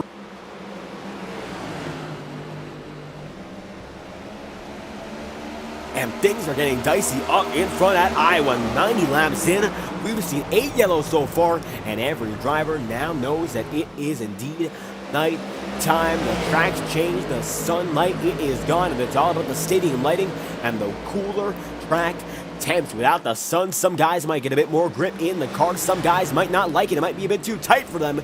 And now it's going to be a big crossover there as Canales gets in the wall almost with Bobby Ross. They make contact, that's for certain, and it's going to be bumper to bumper for just a moment as the 91 lap mark we have hit him, and the 84 chases down Seth Well. Bobby Ross going to make a really wide arc there. He's able to keep it going, but that could have been disastrous in its own right. Thankfully for his sake, it was not, as the 44 there in third. It's Avila Felix in fourth and Jacob Fife in fifth, and the top 5 pulling away. Slowly but surely, take a look at the mid-pack here. Ross Cato right there with Cody Smith. Guillermo Alvarez right now with Don Stevenson and Matt Jonas. And you can see when drivers get caught up in dirty air, they don't perform nearly as well. Drivers like Avila Felix coming into their own right now with a new set of air on them and the new set of tire for some, not for others. Avila falls down that time through. Jacob Fife now trying to make it happen. He'll get fourth, and Avila going to be in fifth. Bit of banging there with Kevin Metz, and they're going to get it a bit dicey. Kevin goes way up high that time through, and now there'll be double file off the backstretch. 93 laps in, it's going to be Jacob Fife in front of a 2x2 battle, and behind one as well, as Ross going to be down on the inside line, and Guillermo Alvarez sees his teammate doing very well. Right now, Alvarez is going to be in 13th, but his teammate and Canales is there in second. That 84 goes up high, and Bobby Ross gets in to second. And what would it be for the 44 machine if he blocks the 84? That he does, but that was real dicey. It could have been much worse. Disaster. It could be impending the way this 44's driving aggression has been with a capital A as it gets by once more for position number 2. As we said before, what would it be for the man in this number 44 to get the win for the first time in this league? He's gotten his first few top 10 so far, and now he's chasing not only a first-time top 5, but a first-time checkered flag on the same stint as Seth Well on tire, and right now he's just about as quick, if not quicker here, and he gets right behind the 88, and this is the closest anyone's been to Seth Well on this run thus far. Ross going to go up just a bit higher here, diamonding, arcing the corner. It looks like going up high again. That run might be the way to go as the 88 machine goes much lower, sticks to his guns, but it looks like it works out for the both of them. Just about dead even that time through. Ross, the time before in his whole lap, was a 10th quicker than Seth Well at the line. It is a 24.753 for Seth Well. Yellow flags out. That's your 9th. And this time involved, it's going to be Jorge Canales and Matt Jonas. Big time damage, a suspension destroyed, and a tire dilapidated. Let's find out what happened. 97 in, and the yellow flag comes out for the 9th time tonight. And we'll take a quick look back. The 84 of Canales, he was driving real aggressive there. Might have been some over his head racing. We'll find out whether or not it's his fault, though. It might have just been a bit of losing control. That it was. 84 gets loose. Kevin Matz swipes him down, and it takes out the 84, but he gets hit big, and it's going to be, I believe, by Jonas and Cody Smith. A big hit there from Matt Jonas. The fender goes flying, and the 84, well, that car might be dying. 98 laps in, and he is in all sorts of trouble. The caution flies for the 9th time tonight. And now it's going to be Alvarez seeing his teammate come in, and Canales seeing his teammate still driving, wishes he was in that situation. Now in 21st, as Guillermo is in 10th. Matt Jonas down in as well. Ron Steele right there with him, and Alan Dobbs now in 17th. Tom Wentworth 16th, and the rest of the field stays out with Seth Well right now in the lead, 98 laps in, and Bobby Ross there in second. And another shakeup in the front of the field. That number 44 machine is in second. Got by the number 84 of Canales, and right now that number 84 far out of the mix. A big time wreck, and that might be the end of his night there. Not quite sure what he can do with 3 tires. I'm not sure if iRacing will fix that damage for him, or if that is it for the race. Gonna make it 99 laps in this time. By down low, Seth Well goes. This is gonna be a short and yellow. Not quite sure. We'll check the iRacing official pace car. That it is not, but Seth Well shows where he wants to go, right down low to start the next one. And the 9th restart is ahead of us at about lap 101. What a race it's been so far. At about the halfway mark, it has been action-packed and everything a driver would have wanted. Maybe not, but it has still been very intense and very exciting nonetheless. 9 cautions so far, many multi-car wrecks, and many incidents to remember. And right now, despite being involved in 2 of these 9 wrecks, Seth Well is the man who leads the way. Bobby Ross going to be in second. He's been able to make his way through quite nicely, and Jacob Fife there in third. But as we mentioned, Kevin Matz, he always seems to get better in the races, and tonight qualified 10th, a very strong qualification for him, and now he's there racing in 4th. He's only got a few spots to make up if he wants to go all the way and get it done for a race win. Looking oh so strong tonight as we come down to the triple digits. Lap number 100 here in Iowa, and the Seth Well machine leads him with 1 lap to go in this caution. Restart number 9 going to come up with lap 101. That's about the second longest long run we've had so far. And green flag runs, they've been smart so far in Iowa, and this has been quite the antithesis to the race in the Ignite Series. No yellow flags and 150 miles there, and in the first 100, we've had quite a few miles ran under the yellow flag condition. Tonight, though, Seth Well knows it could be his race to win if he just stays out in front for the second half. It's been a hard task for many so far, though. Can he be the one who stands up to it? We'll find out as the green flag falls once again after the halfway mark of this event. Let's get right back into it. It's going to be Seth Well leading the way here and now in Iowa. Green flag's out once again with 100 laps remaining.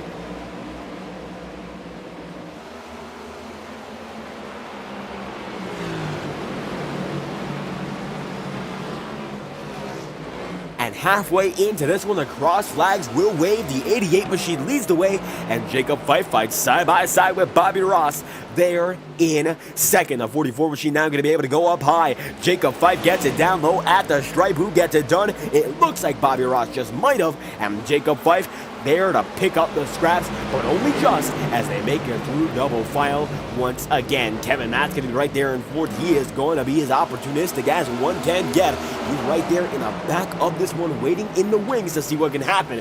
And Matt number 50 knows that as long as he keeps himself in good pace, it's going to be one to the wall. It's going to be a yellow again, once again indeed, as Kyle Cooper goes around. 99 to go. That looks to be a yellow flag in the making. Big time damage. Fenders popping. Alan Dobbs slowing. And we don't get a yellow flag. Any drivers involved that time by, and the yellow flag does not fly. Let's find out just what happened here, because my oh my, that took out quite a few drivers. And the 27 looked to be in the beginning of it. 98 laps to go. No yellow flag called there. But this one was big. Avila on the wall. He tags Kyle Cooper and then goes right down the track. Now, Cooper gets some big-time damage in his own right, but Avila then gets into almost Alan Rawell. Alan Dobbs avoids it. Nicholas Ward barely gets out of that one alive, and Alan Dobbs way slow. Kyle Cooper gets back on his way. The 05 machine, he got much slower than anyone else. He just about parks it there, not quite sure what was going on. And as they get it back on the way, that could have been much worse, but it looks like it might have been the proper decision to just let that one go. Avila Felix, as it stands, is sparking on the track before he comes out of pit row, where he is right now. Big time damage. Suspension is destroyed, but as we come around once again, it is Seth Well who leads the way even still with 96, becoming 95 laps remaining. Sam Nito going to be in second, Bobby Ross going to be in third, Jacob Fife going to be in fourth, and Fife there with Ross. Side by side, dicing it up. 95 laps remain. Right down low, the 36 machine goes, and the Indy Autosport number 44, well, it goes to show that he's got some legit pace tonight. He's right behind Sam Nito now, and Nito has shown up quite well. Goes right down low. Seth Well blocks him. It's going to be a big-time block there. That's going to be the one that keeps him in the lead, and now Well is not playing around. He wants to keep himself in the top spot regardless of the new tires right behind him, and it seems like the deficit in tire wear that he has will not deter him. That man is still on the move, and he's keeping it going quite well. That number 2 machine goes right down to the inside line, and how about this? 93 laps to go. Let's take a look on board with that number 88.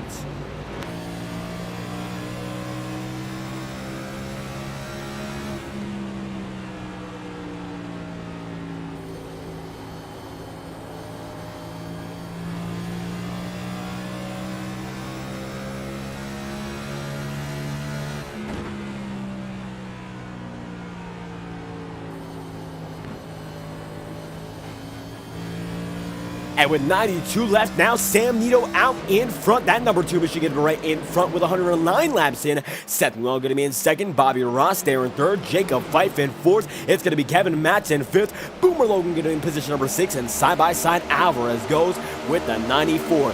Guillermo Alvarez right there in the taking. He saw his teammate go down for the count. And now that 94 is going to see Boomer Logan get way loose. And that's going to be 1 spot gain for the number 83. Look at him go right down the back. That 83 knows what he's got in store, and he gets it right by the 94 just like that. 91 laps to go, and the number 50 machine now moves his way up into 5th. He's been right up there teetering with the top 5 for quite a while, and right now Jacob Fife, the next man on his agenda.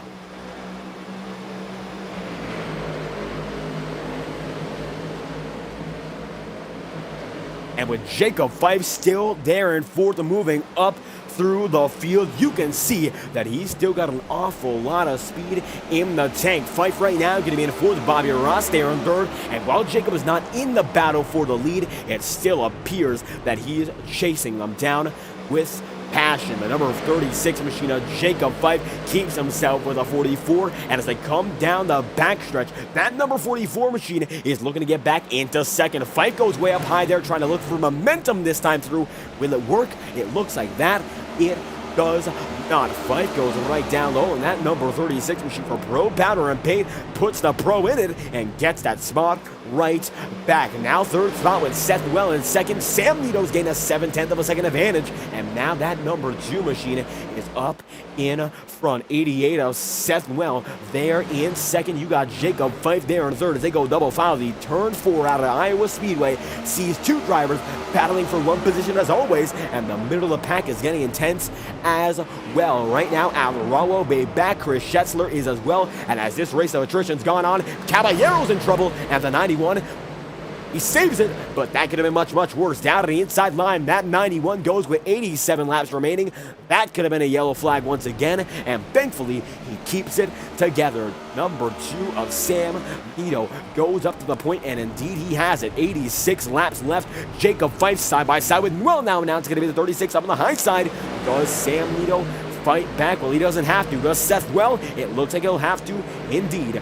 Right down low, he keeps it. Fife still stays a lane high, gives him all the room in the world, and now that number 36 is going to be in 2nd, and now Seth falls back into 30. Big shift of then and there. And speaking of Seth Well, the most recent incident involving him, it looks like the number 51 has bounced back to 8th. Slowly but surely gaining in on this pack. Tom Wetmore goes double file with Don Stevenson there, and the 8th position, it is if he can get by that number 47. Goes right up high, tries to get that momentum. Does the power get put down? It looks like it does, and he'll have that spot at the start-finish line easily. 85 laps remaining. Sam Nito going to be right there in the first spot. Seth Well is still on the inside line, defending like a lion here at 117 laps in. The defense is incredible to watch. That 88 machine keeps it right down low. Jacob Fife there in third, goes all the way up high, and it looks like desperation for a big time move. Does not get much that time by, and Seth gets the spot back. Sam Nito going to be right there in first. As we've mentioned time and time again, the gap is 1 second, and this could be the first and only green flag pit stop of the night. Though the way things are going, we might just see it. And right now, Nick Tarbuck in the forever number 4 machine, a tribute to Kevin Harvick, goes right down low on Kevin Matz, racing his way through that number 4 machine, gets it now in position number 6. Alvarez now in 5th. Bobby Ross going to be in 4th, and Jacob Fife there in 3rd. Seth Well now getting way out in front of the 36 machine, the furthest he's been within the past 20 laps. Jacob Fife was close, but now not close enough to make a move, and he's fading back further and further, using the high side to save some tires. Sam Nito takes him down in. It's Sam Nito leading at lap 120, with Seth Well 2nd, Jacob Fife in 3rd, Bobby Ross in 4th, and Guillermo Alvarez in 5th. Nick Tarbuck going to be in 6th, Kevin Matz in 7th, Tom Wetmore in 8th, and Don Stevenson in 9th, and Cody Smith for Next Level Racing is in 10th, and you know what that means. NextLevelRacing.com, high-quality sim racing performance products since 2009, the best in the business. If you want to learn more, go to their website after this broadcast, and we'll bring you their second promotional message of the night. Gotta thank y'all once again for your support live on FTN, and we'll be right back after this brief message, courtesy of NextLevelRacing.com.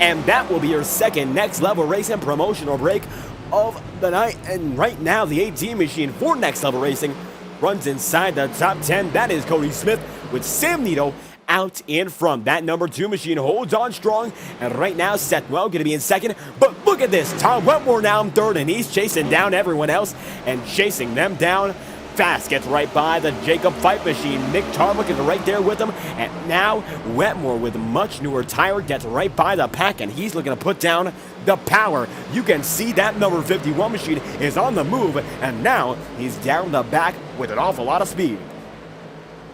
And with Wetmore now in 3rd, newer tires beginning to play a factor in his success.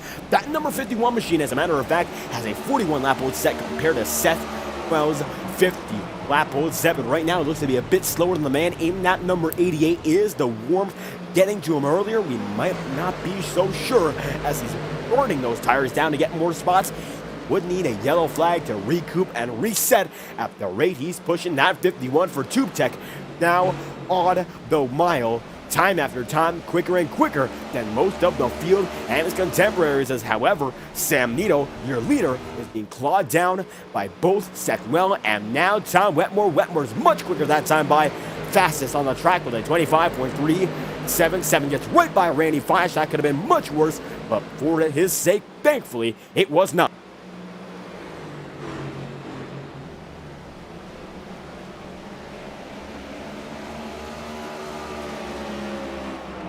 And the number 51 machine for Tom Wetmore out in front. That number 51 right now in 3rd. He's clawed his way back from outside the top 10 to just within it.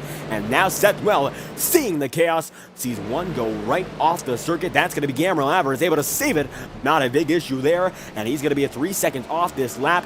Now it's going to be a clawback for the drivers up in front, as now the 51 machine in that podium slowly but surely makes his way up to the front of the pack. 73 laps remain, and you can see the gap is shrinking on your ticker. Right now, it's only a second and a half between the men up in front. In Seth Well and Tom Wetmore, the gap continues to close, and Tom continues to reel them all back in. Looking further throughout the field, guys like Ross Cato in 12th, Guillermo Alvarez in 11th, Kevin Matz in 10th, and it's going to be side by side with Randy Feisch there as lap machines become part of the equation. Don Stevenson going to be in 6th, Jacob Fife in 5th, Nick Tarbuck going to be in 4th, and Tom Wetmore there in 3rd. It all goes back up to the front pack battle, and Seth right now still in 2nd. He's reeling in your leader, but Tom Wetmore is reeling in the both of them. Take a lap on board from the rear view here and see how it is with that number 2 being chased down by not one, but 2 drivers.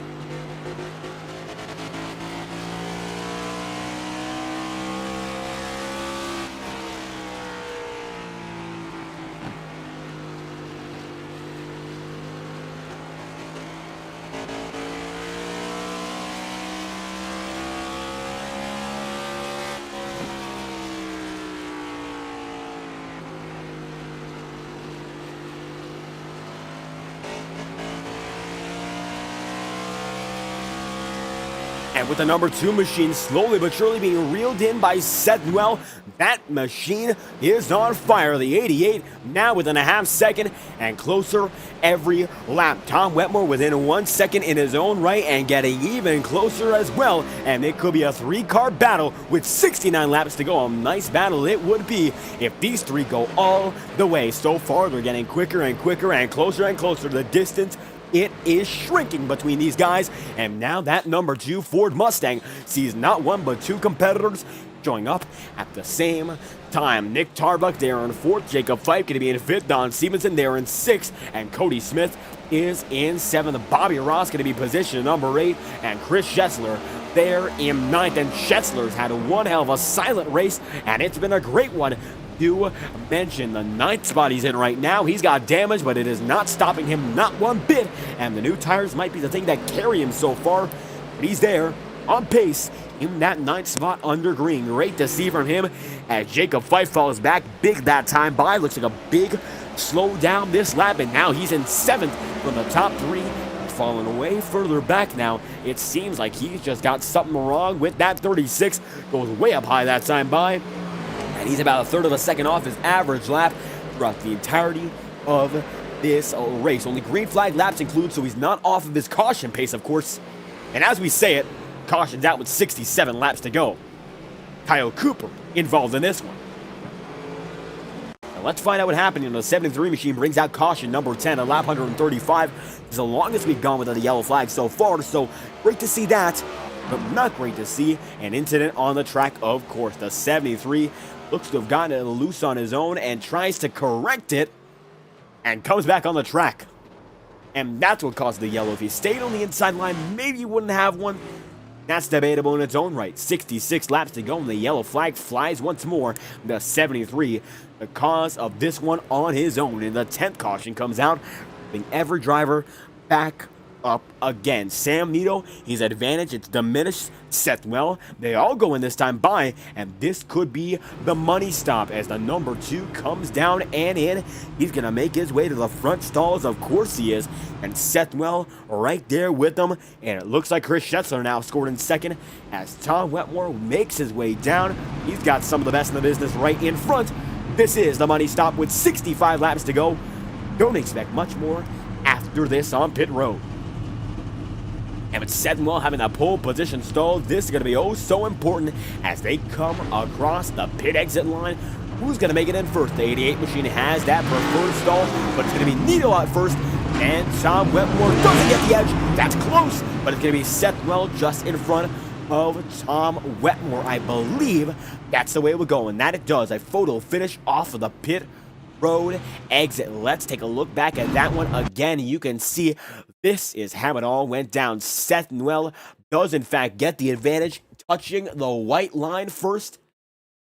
That's about as close as it can get. Both drivers intersecting each other, and that brings out another incredible finish, this time on pit road, and that decides who comes out on the circuit second. It is Jacob Fife down in 8th, Seth Well up in 3rd, Sam Nito in 2nd, and Chris Schessler there in 1st. 64 laps to go, and the race comes down Witt's last leg, our longest green flag run, what we just had it, goes down from here. The laps are winding down, the pace is winding down its own right, and from here on out, you'll only get forewarned. The Goodyear rubber, these guys might be down to their final set. Chris Schetzler certainly running it a bit different here. 38 laps into his run. He's not gone down on pit road. Either he's out of tires or he is waiting one more pit road session. I'm not quite sure what the game plan is for him. Will it be going longer and getting an advantage later?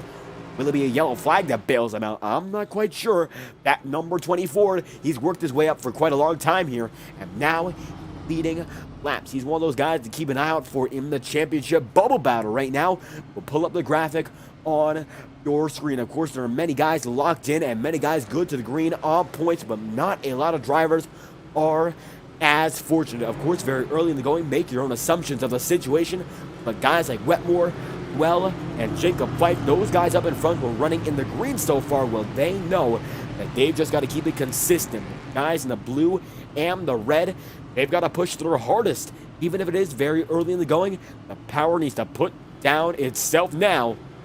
And if you can't get it going here, well, in the halfway point of the season, which we're almost at, it might as well be done for. It's all good to come in clutch, but it's going to be a challenge to do so. We did it in the Ignite Series. Guys like Joe Dinsmore came in clutch very late, and Joe able to come home with a top 10 finish, one of his very first all season long to make it to the final championship round. It helped him there. Will Chris Schetzler come in clutch tonight? Let's find out as the green flag drops this time by with 62 laps to go. It's going to be a 24 on his way with Sam Nito right beside.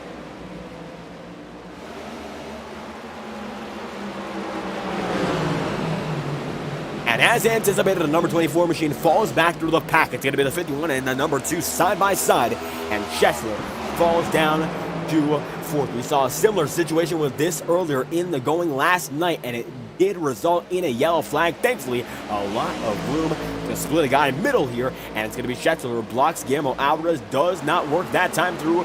Ross Kittle right there with him, and now the number 24 falls back without much hesitation. Wetmore gets loose, and it could be another incident. He saves it, and Wetmore to battle all the way back up now falls down again, and the 51 to be denied for the second time. And Tom gets moved by Sam Nito, and Sam wants this win, and he wants it bad. Wetmore falls back into fifth, and for the driver who's fought back not once but twice, he's now been given an opportunity to do it again. He's gotten knocked down, he's gotten back up again one too many times for his liking, and he might just have to put it down all over again. A great save for him.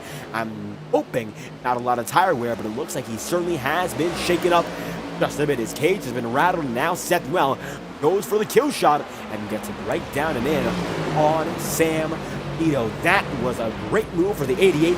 Took advantage and opportunity from the situation and now finds himself in the lead, but Seth Well sees that Sam Nito goes right down to the inside line, and side by side they are again. Number 2 and the number 88 coming off a corner. Number 4 dead even at the line.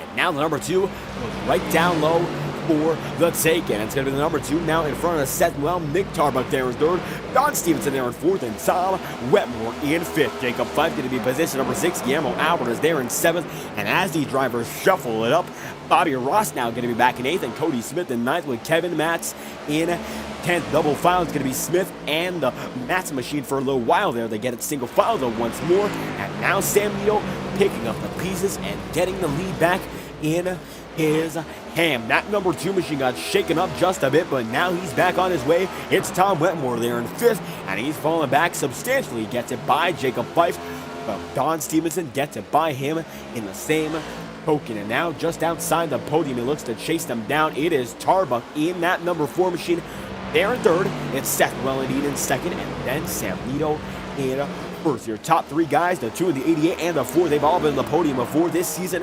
But is it all about the number 2 tonight? He's looking to chase that checkered flag down, and tonight it could be his. With 56 laps to go, I'm not quite sure just yet. Does he have what it takes as he comes by the Victor Avila Felix machine? It could be another lap machine playing a key factor in a leading.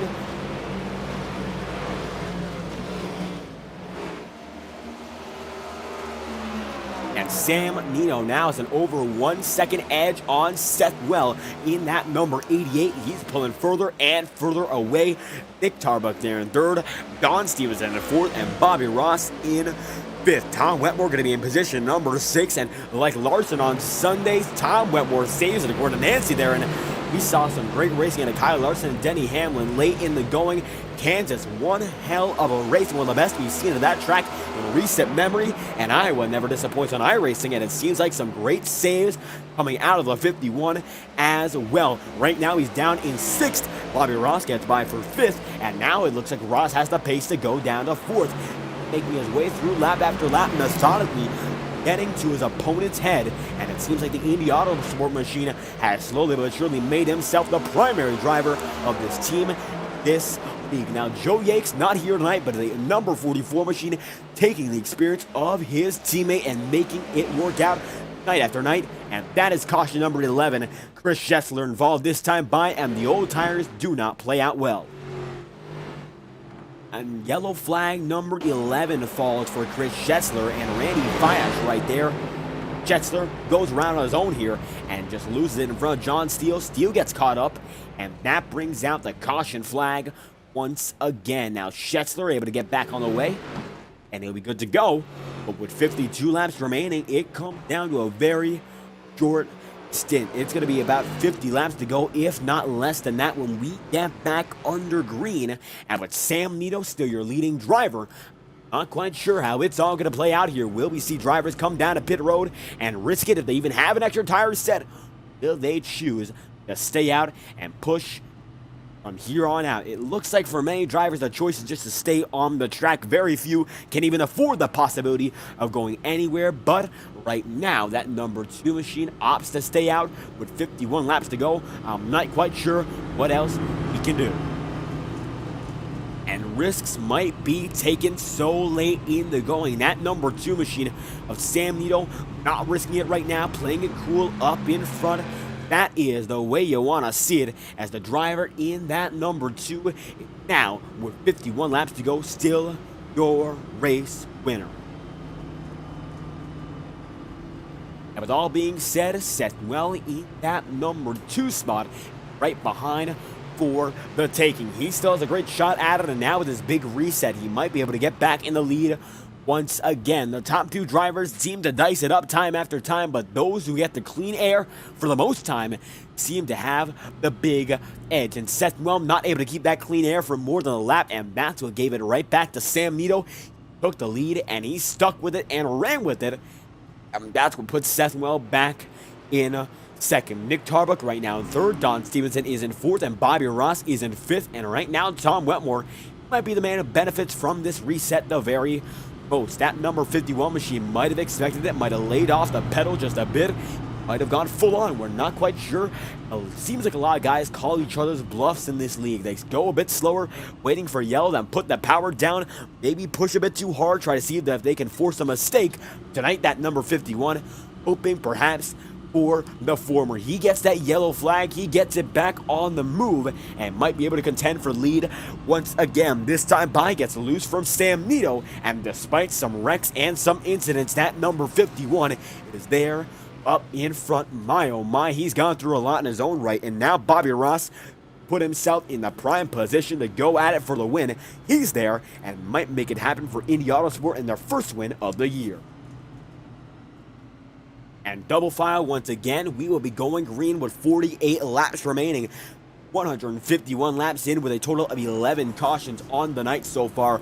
Bobby Ross in that 44 now going to be down low, and Sam Nito goes up high. We'll have Seth Well down low with them as they get it back going once again.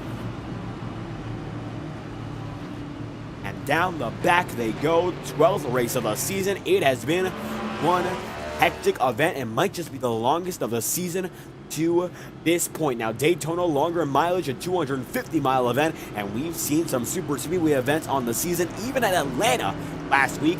But this one's been dicey all around. We've seen guys have a lot of trouble with the surface at Atlanta, and we saw much more of that transition over to tonight. 12th round of Iowa, it is indeed. And let's get back at it for our 11th restart of the going. Let's get right back at it indeed. Settenwell is going to be in second, but Sam Nino leads the way as it's an amazing start for him with 48 laps remaining.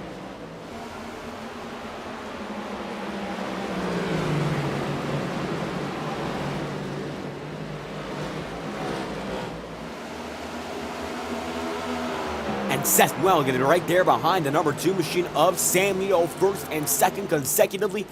Don Stevenson there in third. Tom Wetmer going to be in position number 4. Nick Tarbuck going to be in 5th. Bobby Ross going to be in 6th. And right now, first and second pulling away just a bit. 47 laps to go. Going to be side by side. Now Wetmore right there on Stevenson. He wants this one, and he wants this one bad. Off the backstretch. Has that momentum. Does he have the clearing power? That he does not this time through. But he certainly has a big run of momentum, being charged up, puts the power down just a bit earlier than Tarbuck, just a bit earlier than Stevenson, and that's exactly what he needed. Now Tom Wetmore up into third, looking for win number 4, gets himself right back up in the going, and only has 2 drivers to chase back from here. It's going to be Seth Well in second, Sam Neo in first, top 2 guys pulling away, and Wetmore now going to be kept honest by Don Stevenson. Stevenson going to let him by though, and now single file they are from third on back as well. You can see they go away from the back. Bobby Ross now going to be in 7th. Cody Smith side by side with Alan Dobbs. They're in the battle for 8th, but the leaders are still tucked in. Wetmore now going to be in front of Don Stevenson, but not by all too much. The battle, it is brewing behind him, and now Tarbuck takes it lower, and lower it goes, as now many drivers want a shot at that number 51. And after what seemed to be a race's length of enduring the pain, the number 51 machine has found himself in the podium once again. It's going to be Don Stevenson that goes way high this time by on the outside line. Has worked a lot tonight, and it seems like it works again for the 47. It's going to be a bit of a crossover, a long-term crossover, and now the number 51 will lays it down low. We'll just have to concede that position. Stevenson gets a monster shot of momentum and gets right behind the 51. It's Nick Tarbuck right now in 5th and Guillermo Alvarez in 6th as they're double file between Tarbuck and Alvarez. Alvarez going to go up high. Down the back, he's got Tarbuck right there with him. And that number 51 machine right down low. Again, he's got 2 guys going side by side right behind. That's going to keep him at least in the top 5 for at least a few laps. And now the leaders are within 0.2 of a second. Once again, well, gonna dive it down low just a bit, and not much more he can do at the moment. He keeps it tucked in. The power, he'll have to put it down next time through, as every lap is just a warm-up for the next at this rate. 159 laps in out of 200. The race is coming down to a final few long runs. It took a lot to get us here, but now we've got some good racing up in front, as Stevenson is still there with Guillermo Alvarez. Alvarez now going to be side by side with Wetmore. Wetmore falling back a bit. He lets 1 by. Does he let 2 by? He just might. Down the back, Bobby Ross might have the advantage here. The draft is not 1 but 2 strong, and now the doubly so power used to the advantage of the 44 and the detriment of the 51.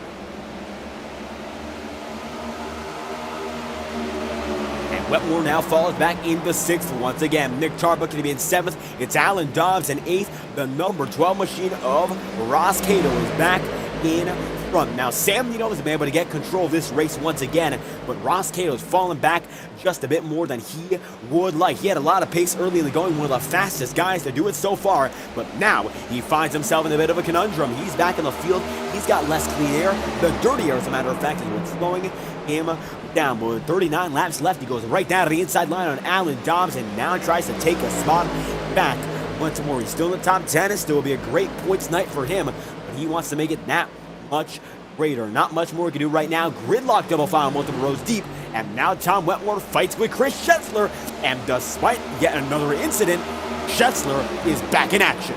At number 24 does not know when to quit, and with 38 laps to go, he could have the best tires to go all the way in the remainder of this race. It is a shocker what he is doing so far. He's put down power and he has put down speed that much more as they go side by side. 38 laps to go. It's going to be double file between the 51 and the 24, and you can see as the battle gets even more intense, they go double file within one another space once again.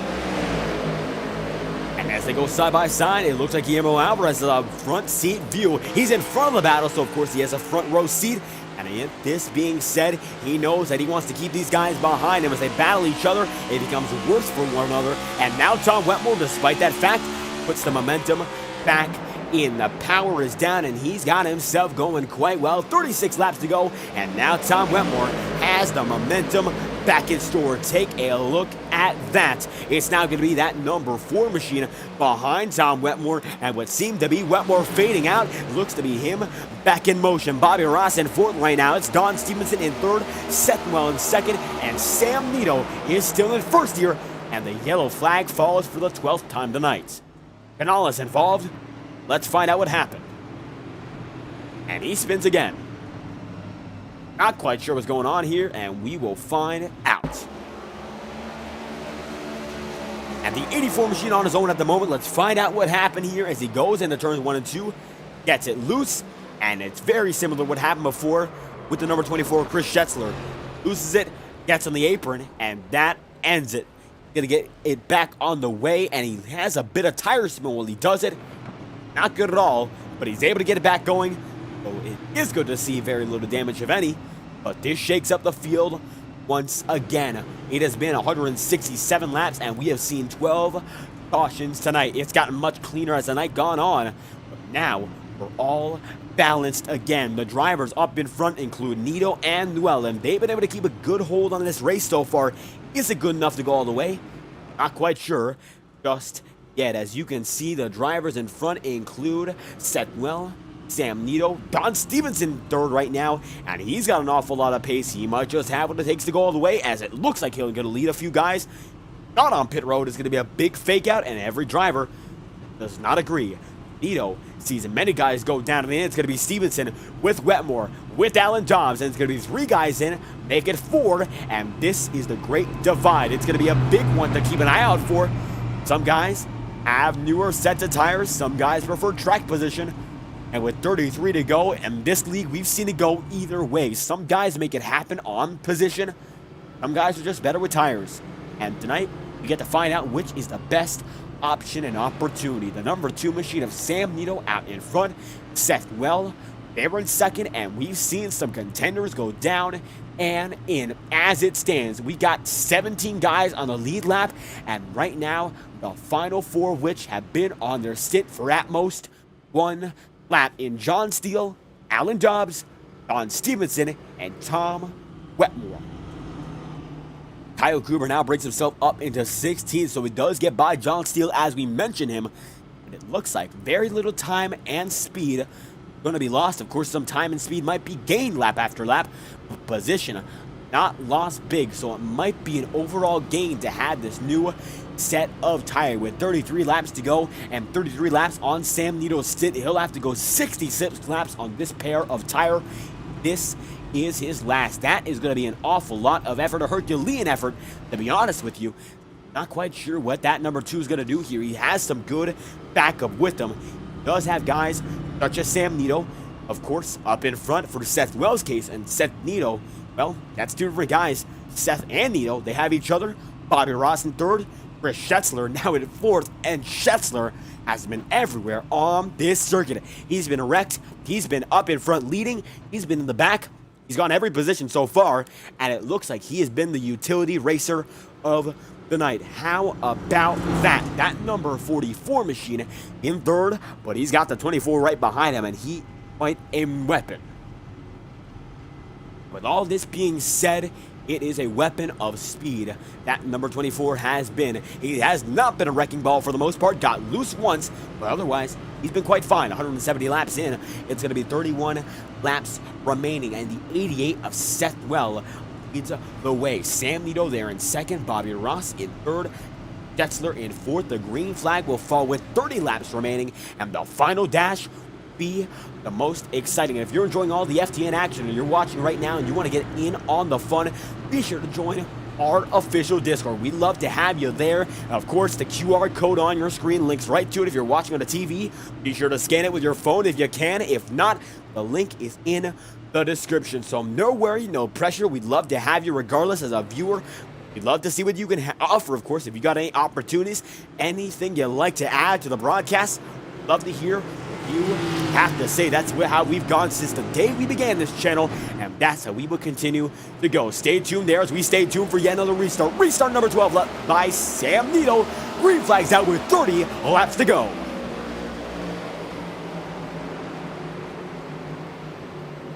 And the number 2 out in front is going to be Seth Well in second, Bobby Ross in third, Chris Schetzler in fourth, and Nick Tarbuck in fifth. Top 5 guys able to pull away. Now Schetzler has one down on his inside line. Schetzler goes high, keeps it there as they come down to the stripe this time through. Sam Nito leads 171, Nick at 172 as they come down the back. The Seth Well machine right there in second, side by side. Bobby Ross with Schetzler, and now Cody Smith fades back just a bit. Ross Cato now going to be in sixth. This is the highest he's ran in quite some time. Take a look inside the cockpit in that number 12. He's running real good right now. And he works off the corner, fifth gear at 6,000, 7,000 revs a minute. And that number 12 machine is now in great spirits. He's got much more pace than he had all night long besides the very beginning. And now he's chasing down his old adversary in that number 2 machine. Right now, though, these new tires might be coming into play as guys like Wetmore have already clawed into the top 10.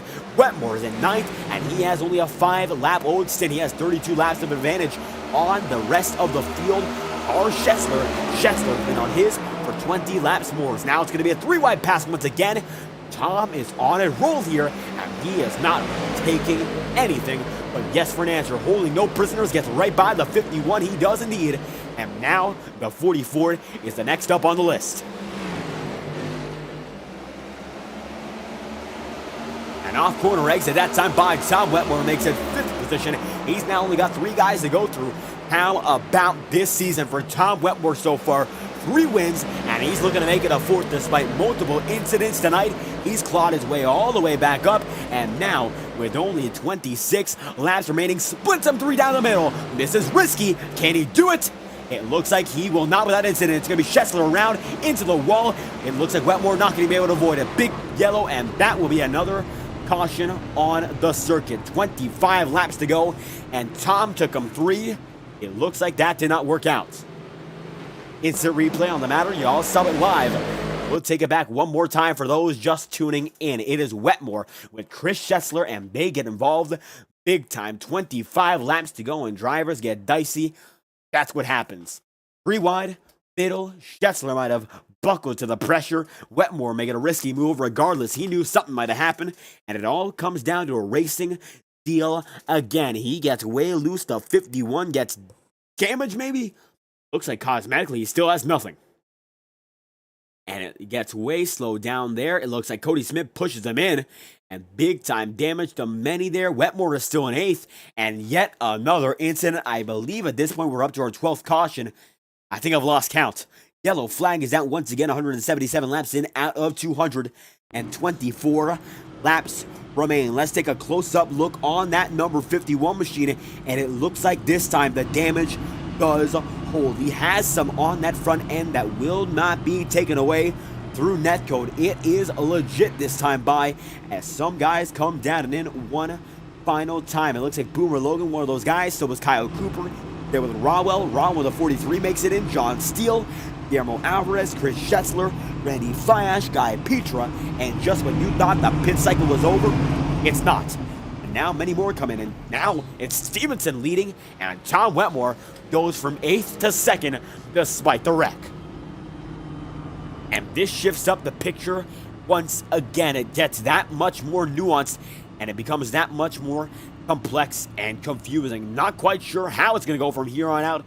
It seems like many things are changing at once. And just when you thought many guys had far fewer sets of tires than we thought, looks like they have that many more. 23 laps to go, but we're under yellow right now, so our crank it up will be postponed slightly. When we go green, we'll have it, but as we have time, we'll give out our TrackCams22.com word of recommendation. As always, the best cameras on the market, Track Cams for gourmets and TrackCams22.com. If you're looking for high-quality iRacing broadcast and replay cameras, look no further than Track Cams for gourmets. The best quality for over 100 tracks and cars on the iRacing platform. and it's updated seasonally. So if you want their best packs, be sure to go to trackcams22.com. Link is in the description, or go to the Track Cams for Gourmets Facebook page. 22 laps to go, and usually we have a Crank It Up to commemorate that lap, courtesy of trackcams22.com. But right now, we'll wait to see the best cameras on board an exterior in motion live on FTN. Pace car is out. It's Stevenson and Wetmore out in front. They're on an 11-lap-old stint, and now on our 12th yellow of the night. Any others are in a 1-lap-old stint. How about that? It all changes, and it all gets much more different. Once again, it is shifting times, shifting pace, and just when we thought Stevenson and Wetmore might have had the edge all race long, it all goes in another driver's favor. Sam Nito and Alan Dobbs right behind him, and they will be double foul right in the back of this trio. Older tires. It is Sam Nito in 4th, Seth Well in 5th, and Mick Tarbuck there in 6th. Expect the unexpected and predict the unpredictable. That's the way it goes here in the Integrity Racing League. I'm doing sim racing right since 2012. Comes with its crazier races, and tonight has been one of which. 20 laps remain after we go green. From here, will they go all green? Not quite sure. Not quite sure indeed. That's the way I'm going to put it. Nobody knows what's next.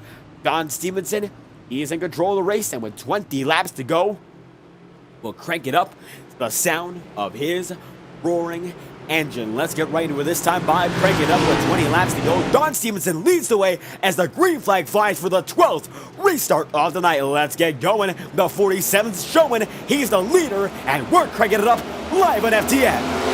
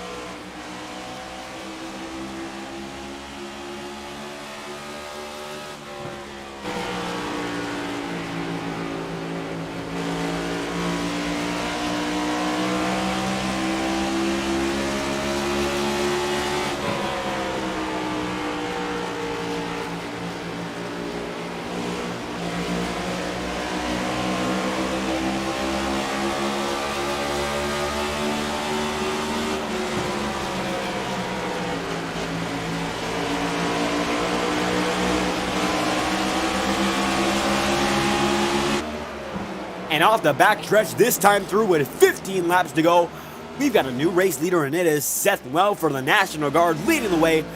Now Tom Wetmore and Don Stevenson fighting each other for second. And just like that, it all changes once again. 14 now remain, and map number 51 being pressured big by not only Nick Tarbuck, but Cody Smith as well. Everything's changing. Stevenson able to get himself into second, but Wetmore now fighting a big-time pack as Seth begins to pull away, and fighting the horde is a big challenge for any driver, and let alone one of older tires. The 51 now going to be swallowed up 3 wide, and one driver has to give. It's Nito who gives, and he's going to go right down the inside line, get by Wetmore. Nick Tarbuck makes it through. It looks like Sam Nito going to be able to get down the inside line and make it next on the list. And a Bickers doesn't remain here as the 51 gets slotted out to the high side. And that number 88 machine, you got to let him cook here. He's making it all work out quite well.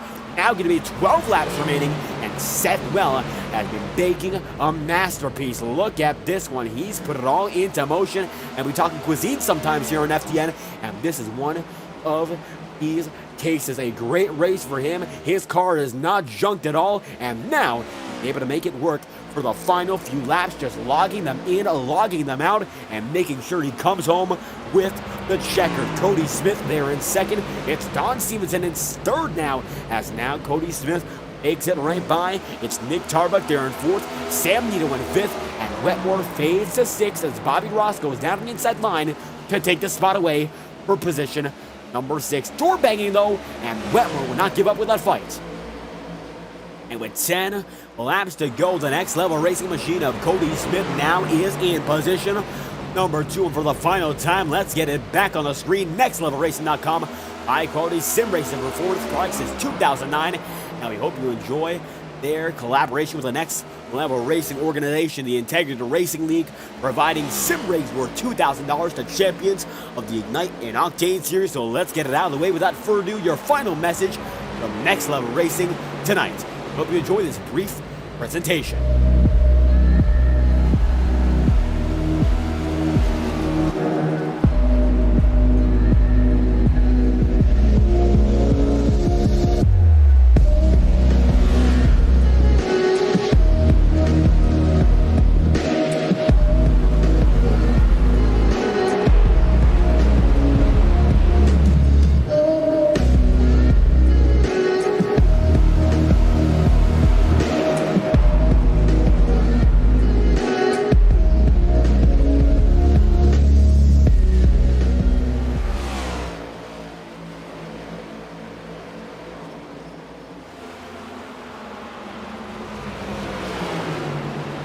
And with now 7 laps to go, Next Level Racing, once again, high quality sim racing performance products since 2009. And right now, their driver in Cody Smith with a great race going, fighting fiercely for second. But right now, it is no battle to see who is up in front. Alan Dobbs gets shaken big time that lap, but no yellow flag is 195 in.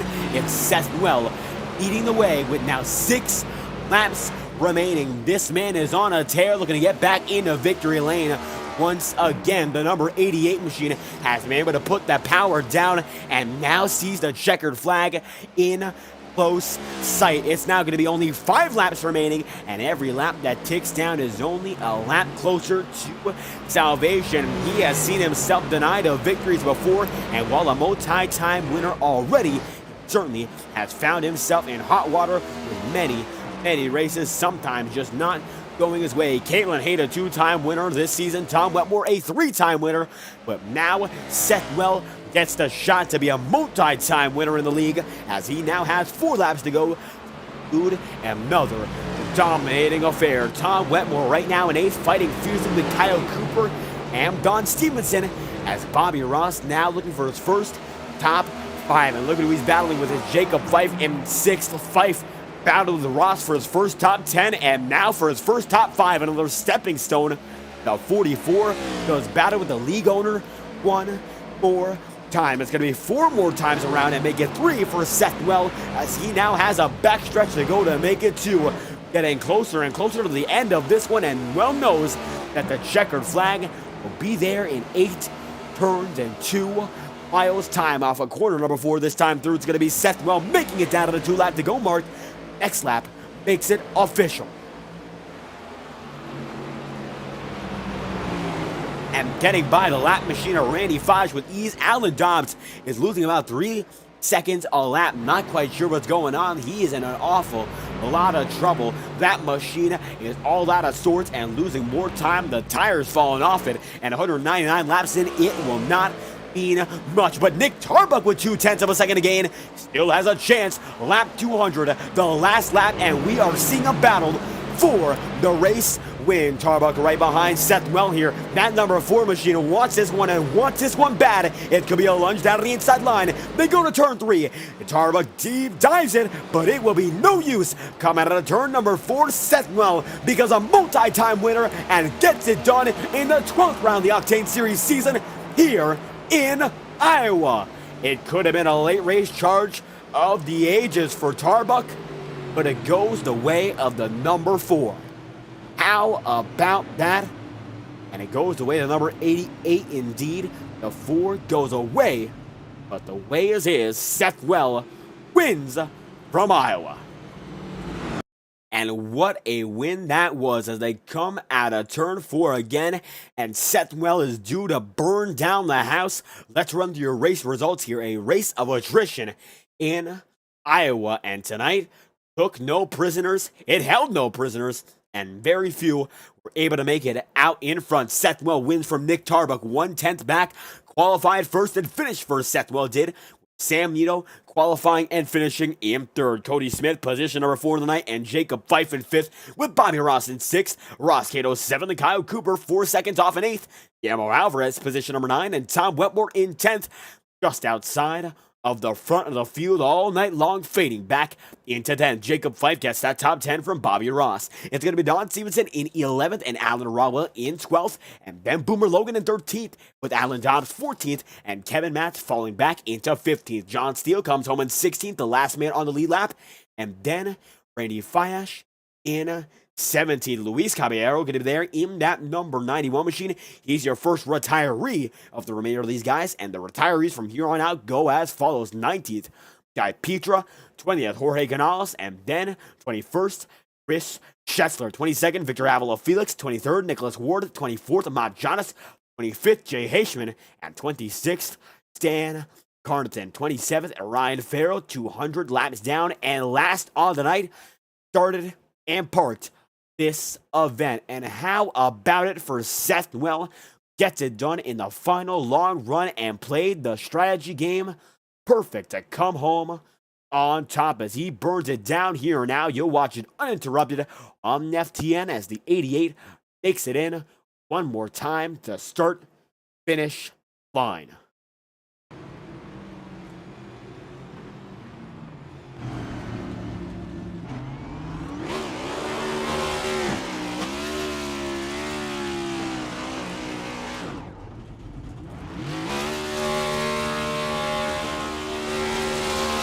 A great win for Seth Well. Now stick around for interviews and more. A great night for him. Nancy Froefeth, thank you for stopping by. A great night tonight. It was indeed. And battles thick and thin all night long. How about this one as the 88 comes home for the second time as a race winner? And with that being said, Seth Well right now looking for him in a voice chat. Looks like he will be ready for this one as he backs it into pit road. Get him in right about now as that number 88 makes it into his pit stall. Time to get a word with your winner for tonight. And how about that? Outlasting all the chaos and the endurance and the strategy, Seth Well wins from the 12th round here in Iowa. How do you feel after getting this one done? And Seth Well, looking for a copy here. Do you have one? Sorry, I was on push start. Yeah, I don't know entirely yet. I mean, if we end up winning, finally. But they're still doing a ruling on the final restart, so we'll see how it turns out. I mean, finally finished one, I guess. And able to finish this one on top, so great to be up there. What was the big key to your success? The long run? Well, we didn't get all too much of it, but the short run that we saw for about the first 3/4 of the race. I mean, our strength was going to be on the long run. It's why we dropped from the pole to, like, I think 13th on the first run before the end of the stage ended up happening. And then, I mean, once it became short runs, we were able to just position ourselves for where we needed to be and what lane we were in when we were doing stuff, and it ended up working out. And positioning yourself was key. Now 22 laps on the final stint here. Was there a worry about running out of tires? Because it seems like a lot of guys came down later and later and later, calling each other's bluff. I wasn't sure when guys were going to run out of tire sets. Yeah, I mean, we were at that point with 20 to go where we were out of tires, and it's like there was not really a point after that where there was ever going to be a caution where you could drive through the whole field. It's just one of them things. And one of those things gets you up in front of the field to get it done here in Iowa. Great win and your second win of the season. And allow us to just have a moment here as we pull up the schedule for the rest of the way. Now, round 12, as we know, here in Iowa, second win of the season, I believe, for you. Some great points to get you going back again. I do believe, regardless, you are locked in. But as we get the schedule up here, I'm certain we're going to a much different track. And as we get it up right now, it looks like round number 13 will have us out at, of course, it's not going to be at Iowa, but the 13th round will be at Kansas for 134 laps after a great event in the real world. What's it going to take to come out on top there? Well, assuming we're using the fixed set, we'll be shifting the entire race, so that'll be interesting because that set is P-lowing. But we'll see how that one works out. It'll probably end up being a super save on the bottom, and just hope you don't get ran over. And it looks like it will be a much different way to go at the intermediates. But tonight here in Iowa, Seth, well, the winner at the end of the day. Any final thoughts? Anyone else you'd like to thank? Appreciate the broadcast tonight. We'll see what the ruling is on if we actually win or if Nick gets another win. But yeah, appreciate the broadcast. And there we have it. Great to have you aboard for the ride here, Seth. Well, get it done in that 88 machine here in Iowa. Now, thank you for your time. Thanks. There we have it. Now, as it stands, it appears the results are not official. And the results we bring up at the end of the night always say unofficial for a reason. We've seen some changes, and one will be coming on Monday night. One might be coming tomorrow as well. We'll see about that. I mean, on Monday night, my apologies. Of course, one might be coming for two, so a bit of a tongue twister on my end there, but Nick Tarbuck at the moment coming home here in second, and it looks like you came home with a late race surge that even I didn't expect there. The white flag lap, you were like a missile. So how was it blowing through the field at the tail end? Yeah, man, it was it's a little bit disappointing, but it's given how the rest of the race went, and for a lot of people, it was not a very fun time. I can't complain with second, but yeah, that last stint, man, it was just it was trying to gamble on when the field was going to wreck again to take tires as late as possible. And we were all on even tires up there, I think. Maybe a few of us had a couple lap newer tires. But yeah, when I ended up, I knew I had the speed, but it was about getting by the cars that I was behind before getting to Seth. And I was able to get by a couple people pretty cleanly, but then I got held up by somebody for a couple laps, which really just hindered my ability to run the fastest I could. And then, yeah, I mean, you could see I was taking off 0.2 a lap getting to Seth, and just ran out of time at the end. But I think if I had one more lap, I was going to do whatever I needed to win, because, you know, it would have been really cool to get a win at a track that I never really, I think I told you a couple weeks ago, I really don't know much about this track. So, oh well, second's not bad. Absolutely a great points night nonetheless. Now, it seems like it came alive at the later portion of the going here. So was it when the sun went down, you just got that much better? Sort of. I mean, you really had to, given the practice and qualifying sessions were all in the daylight, and the set was insanely loose. I mean, it was like you had to pretend it was an eggshell under your foot. It was so loose. And then when the sun went down, which I'm not sure many people were thinking about, the setup didn't get insanely tight, but it got at least raceable. You could at least like throw it around a bit and not worry about absolutely spinning it into the wall. So that's when it got pretty racy. So, yeah, I mean, it was nice when it turned to night because it made it more fun, but it was still pretty loose. And near the end of that run there for the final lap, I was definitely sliding off the corners. And it became quite a different night. Seems like Iowa was a bit of a tricky one for everyone. And we saw a lot of guys get loose, but it seems like we were able to keep this one in control. Tomorrow, we don't have a race, but next week, of course, we do. It will be at Kansas, a much different race it will be. So what's it going to take to keep this success up? I don't know, man. Kansas, if it does anything like it did in real life, it'll be a fun one to watch. I enjoy Kansas. It's a very typical 1.5 miles, high speed, high banked, fun type of track that I like to run at. So I think I'll do pretty well there. It's just going to be a matter of if I can get down the tire saving as every week is. But I'm looking forward to it. It's one of the ones that I do pretty well at usually. And it looks like Coming up to a track you know much better. Well, tonight, if it's any indication, you seem to be able to run anywhere quite well. Iowa comes back to you for a second here in the Octane Series. So, any final thoughts? Anyone else you'd like to thank? I want to thank you for broadcasting again. Thanks to the admins for putting on a good race and dealing with all the insanity. Good job, Seth, for winning. And thanks to my family and my friends, Josh, Ethan, mom, dad, everybody that watched. Really appreciate it. And I hope you all tune in next week. Absolutely great to have you aboard and hope to see you racing next week as well. Nick Tarbuck comes home in second here in the 12th round of the season. Thank you for your time. Thanks, man. Have a good one. And there we have it. Tarbuck could be on his way, and the final man on the podium had a grip on this race all night long. Sam Nito, one of the best races you've put together as a collective all season long, and they come home in third. How do you feel after this one? I'm a little disappointed. I felt like I was the best out there tonight and couldn't get the win. So, I mean, nothing wrong with third. I'll take it. But I felt like I should win this one.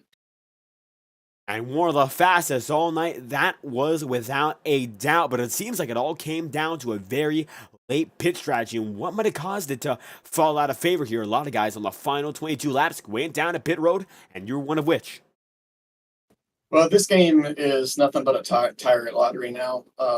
Whoever gets the tires at the right time, because we can't stop wrecking. Like, we've had crutches for so long, for a couple of years with iRacing, that once the crutches get removed a little bit, you see some guys just can't handle it. So we get cautions every 5 laps, every 10 laps, and when we get a long run, you have to guess right when to take your tires. So I felt like I took my tires at the right time. I just, Tom was mad at me there, and he did everything he could to hold me up. So I hope he's over being mad and we can go on racing next week. And looking forward to next week, we all are now. Kansas next up on the schedule for round 13. What's it going to take to make it happen there? I don't know. I was last year, I've been tire saving. I'm sure it's tire saving this year, but I haven't ran any laps on this new build or whatever. So I'm sure it's just going to be a combination of saving tires and running as fast as you can without burning them out. And it looks like tire strategy might become a factor. Of course, next week and this week it was as well. But Sam Nito coming home in third tonight. Any final thoughts? Anyone else you'd like to thank? Yeah, I think Justin Round for the nice paint. Thank you guys for putting on the broadcast. Thank Integrity Boys for putting on the league, and see you next week. And hoping to see you next week as well. Sam Nito coming home to the third place finish after a long night here in Iowa Speedway. Thank you for your time. All right, thank you. And there we have it. Sam Nito going to be on his way, coming home third as Seth Well wins the 12th round of the season. How about this one? Another action-packed race, and that is going to do it here for tonight. We'll be off Wednesday night, but we will be back on Thursday with the Highline Racing League Premier Series and the NASCAR Road to Pro Qualifying iRacing Series. A bit of a tongue twister. It kind of slipped my mind there, my oh my. We'll be back on Thursday with not one, but 2 great broadcasts. We thank y'all for coming out tonight. I've been David Croyce, your host for tonight, and we thank y'all for coming out indeed. In the Integrity Octane Series and our presentation of the 12th round of the season from Iowa Speedway. We thank y'all for coming out, and we hope you have a great night. Thank y'all for watching from our studio to your homes. Hope you enjoyed tonight's presentation.